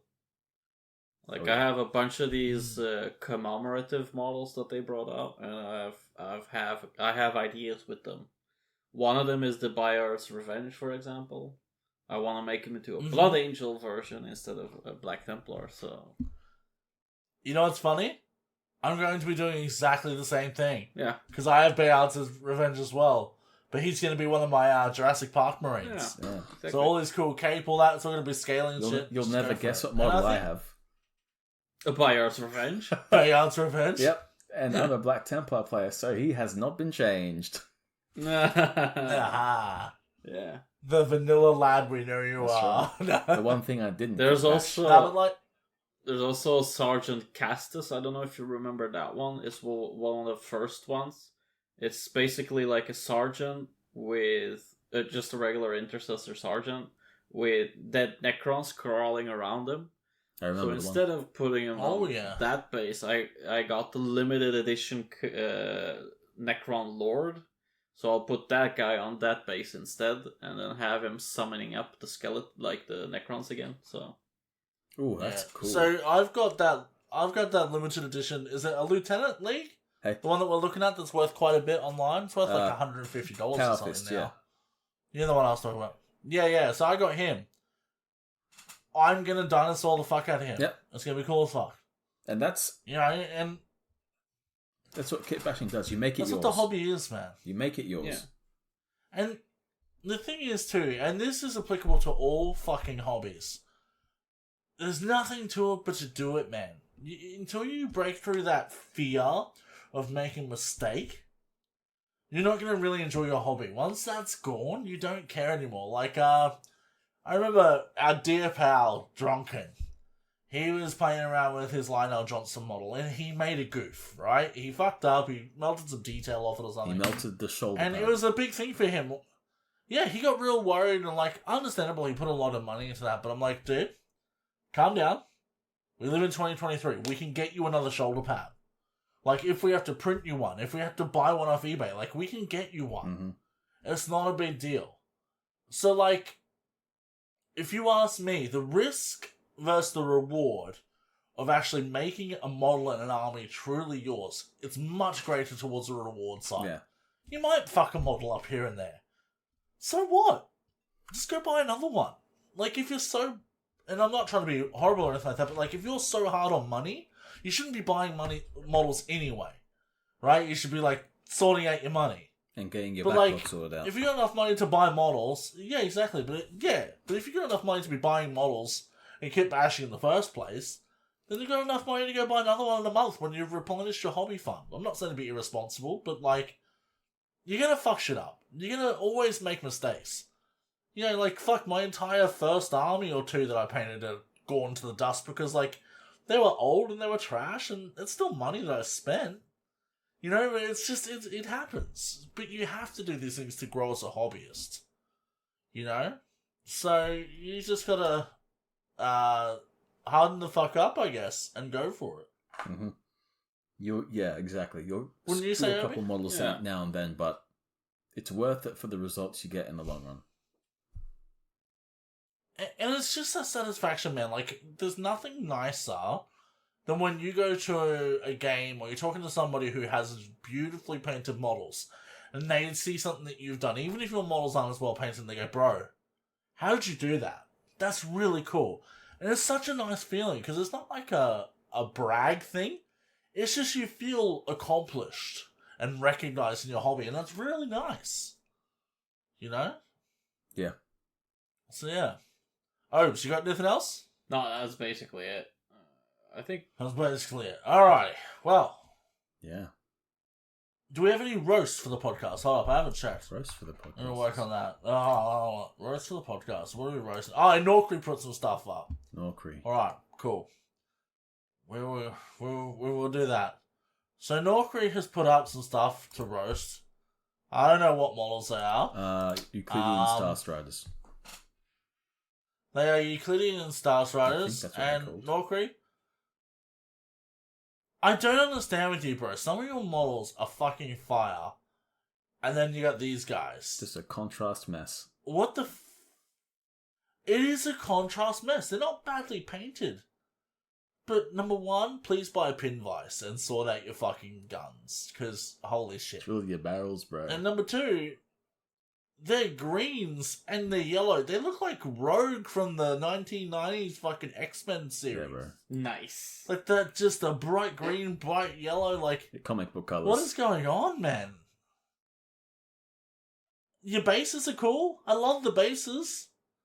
But, like, Jesus, man, it's 40k. Take it down a tone. And Or at least make it all bombastic. The problem is you got, like, dark and gritty with your guns and this and that. And then you got, like, a bright fucking orange leather thing. Like, put a wash on that thing, man. Yeah, bro. And all the straps you got on these guys, it's just a base coat. It's not even a wash. There's no highlight. It's just a base coat. Yeah, man. Come on, bro. You're better than And that. I'm not dunking on you because they're badly painted. I'm dunking on you because I know you can do much better. Much better. I will say, Credit I where like credit's that due, green, though. though. That's a really nice green. I like the green. Nice. It's just too it's too bing. Like it's a contrast mess. Like League said. You know, the green is a nice green, but the skin looks like it's base coated. The yellow looks like it's base coated. Like, where's the depth? You know. Which is a shame because I he's put think depth on legit, some things, if but he not others. I think legit, if he took those models and dunked them completely in null oil and shook them off, I think they would look infinitely better. Just buy a pot of army. Because it would just dull. Army painter quick shade. There you go. It would dull it all down a little, man. Mm-hmm. Honestly, we have a couple more yeah. of to roast and just Norkris. Credit where credit's due, though, before we move on. It doesn't look like he rolled these ones in a sand pit, so I'm very happy for that. Good work, Norkri. They're completed models and he's painted within the lines and he's done good work with that. Not many people can do that. So, yeah. No. He has done good, but he put him in the roast channel, so he had to cop it. Alright. Who else have we got here? Is it Slappy up next? Slappy, yeah. Considering he's only been painting for 3 months, that is solid work, to be honest. That's nice work. I'd Just wish say we had a an better old picture, line. that's all. I'd say just a mold line and maybe thin down the paints a tad bit more. Other than that, that's really good. I think that, considering I know what Slappy's hobby space is like too, which is pretty restrictive in terms of room, I think he's done very well. What I think he needs to work on though is that looks like an unbelievably clean base coat, right? Very flat. But like base, shade, highlight when you're new. Mm-hmm. Stick to that and it'll look amazing. It does look good, but it looks like there's still more to go. Yeah. Although your beard on your guy looks great. I have to commend you on that. The face and the beard, the separation of the lines, it's crisp. Yeah, you did pretty good. Did pretty good, bro. Just put a bit more depth and on that and it'll look tight. Yeah. Exactly. He looks like he's kicked a bit of poo with his foot there, but we'll forgive that because base feet are hard. But for your spaceballs, you don't want them to look like they just came off the factory line. Or you don't want to look like they just stepped in dog shit either. I mean, space wolves. Wolf shit. Yeah. I get it. I get it. It's fine. I got it. Is there any more you're looking at? Delish dish. This motherfucker, why would you put this in the roast channel? I can't roast. This is better than anything I have done or ever will do. I'm gonna roast the cunt. Leave some green paint for the rest of us, bro. Or rust paint. What even are these? What chapter are they? I don't understand. Iron Warriors. Are they those guys that I forget exist? No, those are Iron No, Fists. those are the Iron Hands. Iron Hands, yeah. Oh, I even forgot their name. Same. Yeah. Look, they're brilliantly painted, and I think you know that. Yeah. I don't know. Go outside sometimes, maybe. I do love that he's painted up their special unit. I think it's called the Domitar with the shield and the big hammer. That's a rare unit to come across, and I love seeing that painted. Your hazard lines, man. Damn it all to heck. He's so good. No, you know what? I'm gonna roast you right now. Congratulations, you made me want to quit Warhammer. Thanks, bro. Yeah, I don't know what to say, man. Like, his stuff is sublime. Yeah. What do we say? Congratulations. No, he's done great. There's nothing to say about this. This is just glorious stuff. Yeah, like, what do you want congratulations. Go outside, please. Clap. Your vitamin D levels are You lacking. win Warhammer. Clap. You've won Knights of the Hobby. Congratulations, you are the Warhammer. You have the crown of the hobby table. Are you happy? You really are the Warhammer 40,000. Yeah. I'd say slightly a little bit more contrast on but it's the color scheme, I guess. But yeah. I'd like a little. You bit know more what? I'm gonna say it. the... These are some of the best painted minis we have, but I still fucking hate the color scheme. I'm saying it. Yeah. However, on the other end, I love it. I absolutely love it. This thing is dark. They look great. They're great. This is peak grimdark to me. He's done Peak. great, but imagine if they were actually a good chapter. The chapter that you might actually remember. Iron Warriors are pretty cool. Yeah, whatever. Anyway, good work, Tish. Thanks for writing in, brother. We appreciate Anyone it. else, or is that the last one? On to the fuel for our fire, Mr. Bixer. Well, these are all just shit, aren't they? No, okay, no. Credit where credit's due. These are actually sick as fuck models. Yeah. I just wish that Bixer would continue to choose cool models like this. Like, these are sick as fuck, and I would love to see him paint them with his current skills. They're obviously Minotaurs, I believe. Yeah, they're Minotaurs, yeah. They're very Greek. Yeah, they're obviously Minotaurs. They look sick as fuck. I love the helmet choices and stuff like that. Mm-hmm. But you can tell that you were pretty new at painting, bro. Like, the gold looks a nice shade, but then there's just like, where are the highlights? Where are the lowlights? Where is any of that? The red looks like it's a base coat. Yeah. You know? Yeah. Apart from the helmet and the weapons that are custom, there's not a ton of visual interest going on. Yeah. No, but that does look cool. Yeah. I would love to see him do a full army of these, but actually really take the time to paint them If well. I saw a full army of these, I think these are really cool. Yeah, exactly. I think exactly. what I don't know these if models are missing is some color separation. Yeah. Like some blacks Yeah, for yeah. the undersuit. Yep. Maybe do the Yeah. Aquila like a slight shade lighter. And even just bumping up the contrast on the reds, like if he had it going, a very dark receded red towards the low points, and then like in the higher points going up to a slightly brighter red, but still the main hue being that mid red that he likes there, Yeah. I think that would look much, much, much better. Basing. And I don't I know. like the basing though. Basing's good. The base is good. Paint your rims black. bro. Yeah. Paint your rims. Get a rim job. Everyone likes a good rim job, alright, Bixer? Did we just make the same joke? Now, the other thing is too, I don't know if he's the best or the worst eye painter I've ever seen. Because those eyes are so bright blue that it looks like it's reflecting off the helmets. But I don't know if he's done that on purpose or if he's just like couldn't paint the eyes properly. I don't know what I'd it love is. to see the Either or. application of Take the a pick. accuracy on these techniques applied to the rest of the model. Exactly. Either way, I like it better than your mustard-chested Demon Lord, bro. So good work.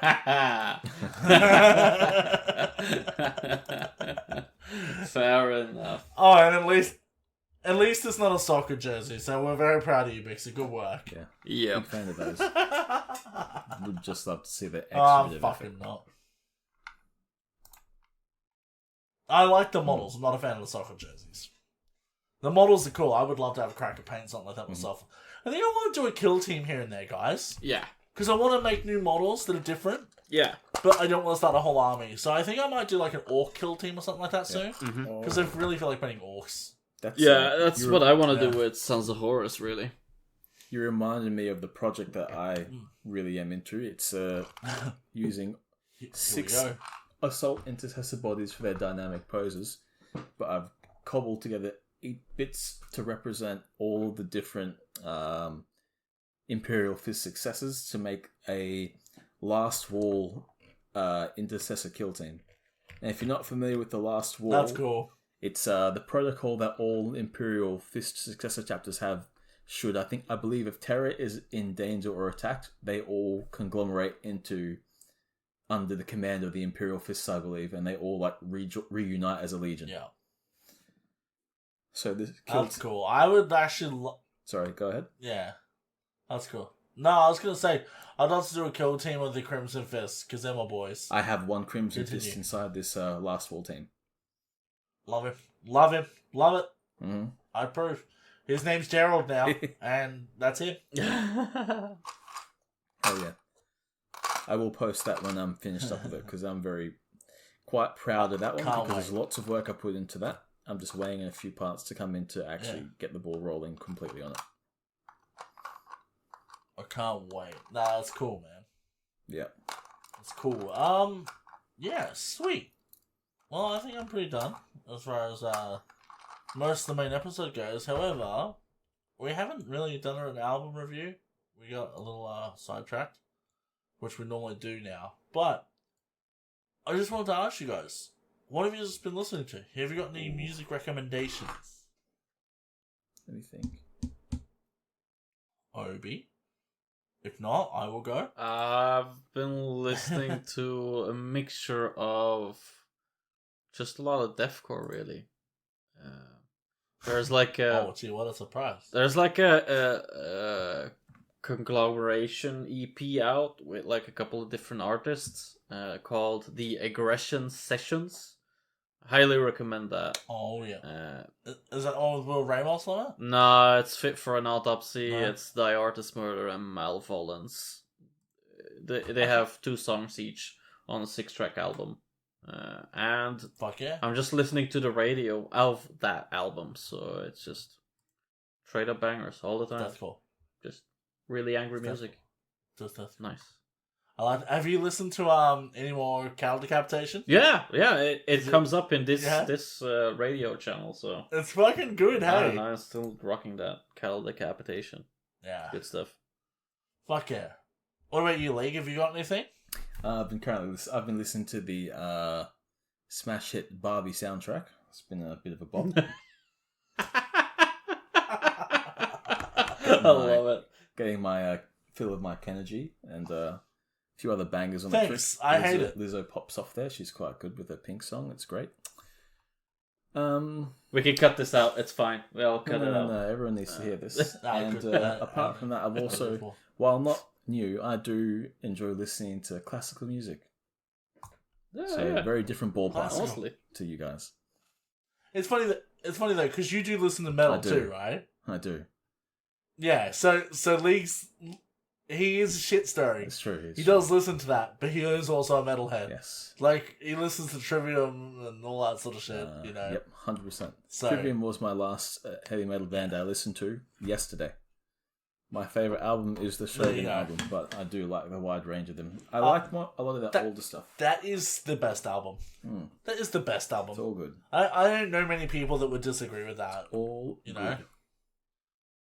Actually, on their newest album, Caught in the Court of the Dragon, did you know the last song there, the Phallus, a really good one? That is actually, they wrote that for Shogun, which is why it slaps so hard. They just didn't release it with it. Did you know that? No, I didn't know that. No, they couldn't, there was a partner that they just couldn't figure out what they wanted to do for it, so they shelved the It's a idea. shame. And then they came up with something finally, and then they're like, right, this is it. Put it on the album. Like, finish the song. So yeah, I heard that on a live stream with Matt, so yeah. Tight, I love that. That's pretty cool. Oh, sweet. And as for me, I've been listening to a shitload of Spirit Box. They released a new single recently called Jaded, which I've been grooving pretty hard on. Honestly, I think I just like all their music. It's very different to what I normally listen to, but it just does it for me. I also have been back to backing Hushed and Grim by Mastodon from 2021 quite a lot of times. I get into this thing where like when I start listening to Mastodon, I kind of just only listen to that for a few weeks. And I hadn't really given that album much of a chance, but it is a very good album. It's very long too. Like, I don't know how long it is. An hour and a half, hour and 26 minutes. So if I'm playing video games, it's good. I can just put it on and forget, just I enjoy kind of it. lost you halfway there though, because I'm just watching Oberlin brush his hand. He's This tickling guy- himself for This pleasure. guy cannot sit still. He's just stimming, man. Yeah. Because Obi definitely doesn't have some sort of neurodivergence either. No, not at all. not. Definitely not easily. Undiagnosed. You can't. Oh, no, You can't. can't prove No, it. no proof. There's nothing there. I'm not proving. I'm just suspecting. Only strong indicator. We're all suspecting. My missus is like, "Are you sure that you might be a little bit bipolar and maybe you have a case of ADDs or something because we This have is like, some how come you similar always forget traits." something in the second you don't look at it?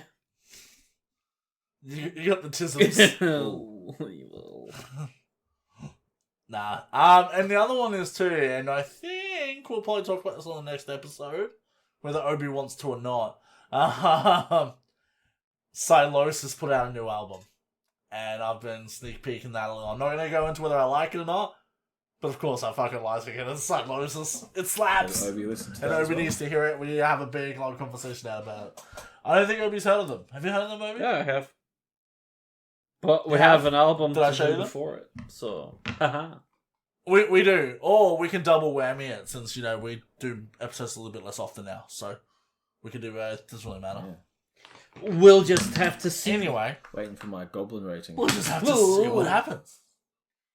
Yeah, exactly. Important stuff. That's what all your listeners are here for. Is here for the goblin rating. If I don't get that at the end of the podcast, I'm like, why did I listen to this? Man, I'm going to give your beautiful voice and my appreciation for you joining us on this episode a 10 out of 10 goblin rating. Okay, so that's the goblin rating for the day. Likewise. It's been an absolute pleasure having you I here, will cherish brother. that. It was good to be here. I hope that I at least Nah, that's- inspired or at least gave some tips or help someone get into kitbashing and how they can kind of fix it up better. Just a tip. Put it this way, bro. I have to be up in 3.5 hours, and even I want to stay up in kitbash right now. So I'm gonna start kitbashing again. I'm finishing up my captain today. Yeah, exactly. You're making me want to kitbash a Game Boy Color into a knight. No. That's what you're making me want to do. That counts. That counts. That counts. It all counts. But nah, man, it's been an absolute pleasure having you on the show, man. And just for the record, if people don't like this show, don't blame me, don't blame Obi, and don't blame League. This episode is all Bix's fault. Yeah. Right? Like, he was the one that's all like, I wish we had more guests on. I want to hear League talk about the kit bashing. So we had to wait to get on schedule with League. And everyone in the same place at the same time, which is hence the late delay and life. Because, me and Obi can sync up fairly often, but making 3 people sync up is not easy. And secondarily, it was his idea to get the extra Australian on the show. So, blame Bixer. Yeah. Like most Always. things, it's his fault. Yes. Always. Yes. Exactly. But yeah, no, man, it's been sweet having you on. I'd love to have you over again, brother. Thank you very much. Would you like to say anything to everyone before you sign off, brother? Yeah, like you said before, just do it. If you've got a cool bit left over in your box and you really like to put that on something else, just do it. If you don't do it, you're going to let that bit sit in your box until the end of time. So if you got a bit you think it's cool, just do it. I didn't need to be Don't called let out bits like that. sit in your boxes. Yep. Yeah. No, you heard him, Obi. You heard him, right? Or we're gonna me and him are gonna fly to Sweden and give you a swirly, you big Yeah, nerd. you big nerd. That would be awesome, actually. You big Then nerd. you'd be here, and then you can Yeah, work right? on my backlog with me. Oh yeah, like you're gonna let me half-ass paint your models. Yeah, right. I'll just bring over some more Dark Angel resin. Yes. Oh no. We'll pack it in our carry-on. Just gets there, opens briefcases full of resin. You hear that crackle sound. Right. Alrighty. It's been a long episode, and Obi's got a lot to edit, so I think we'll call it there, hey guys. Yeah. And until next time, remember to crank that out. Slay that gray. Do it, Lee. Huh? No. Do Do it. what? No. With the Knights on the wait. table. Go. Is that what It's I your was about time. to say? Go. Yes. That's what it's you now. Go. It's all So, you. what the fuck am I meant to say again? We're the knights of the hobby table. Yeah. Yeah, that's it. That'll do it. We're the Thank knights of you. the hobby table. See you guys. Oh, love that, isn't we? They are the knights of the hobby table. Oh, we are. Yeah. Thanks, guys. Bye. Bye. Stop the things up. Just the square.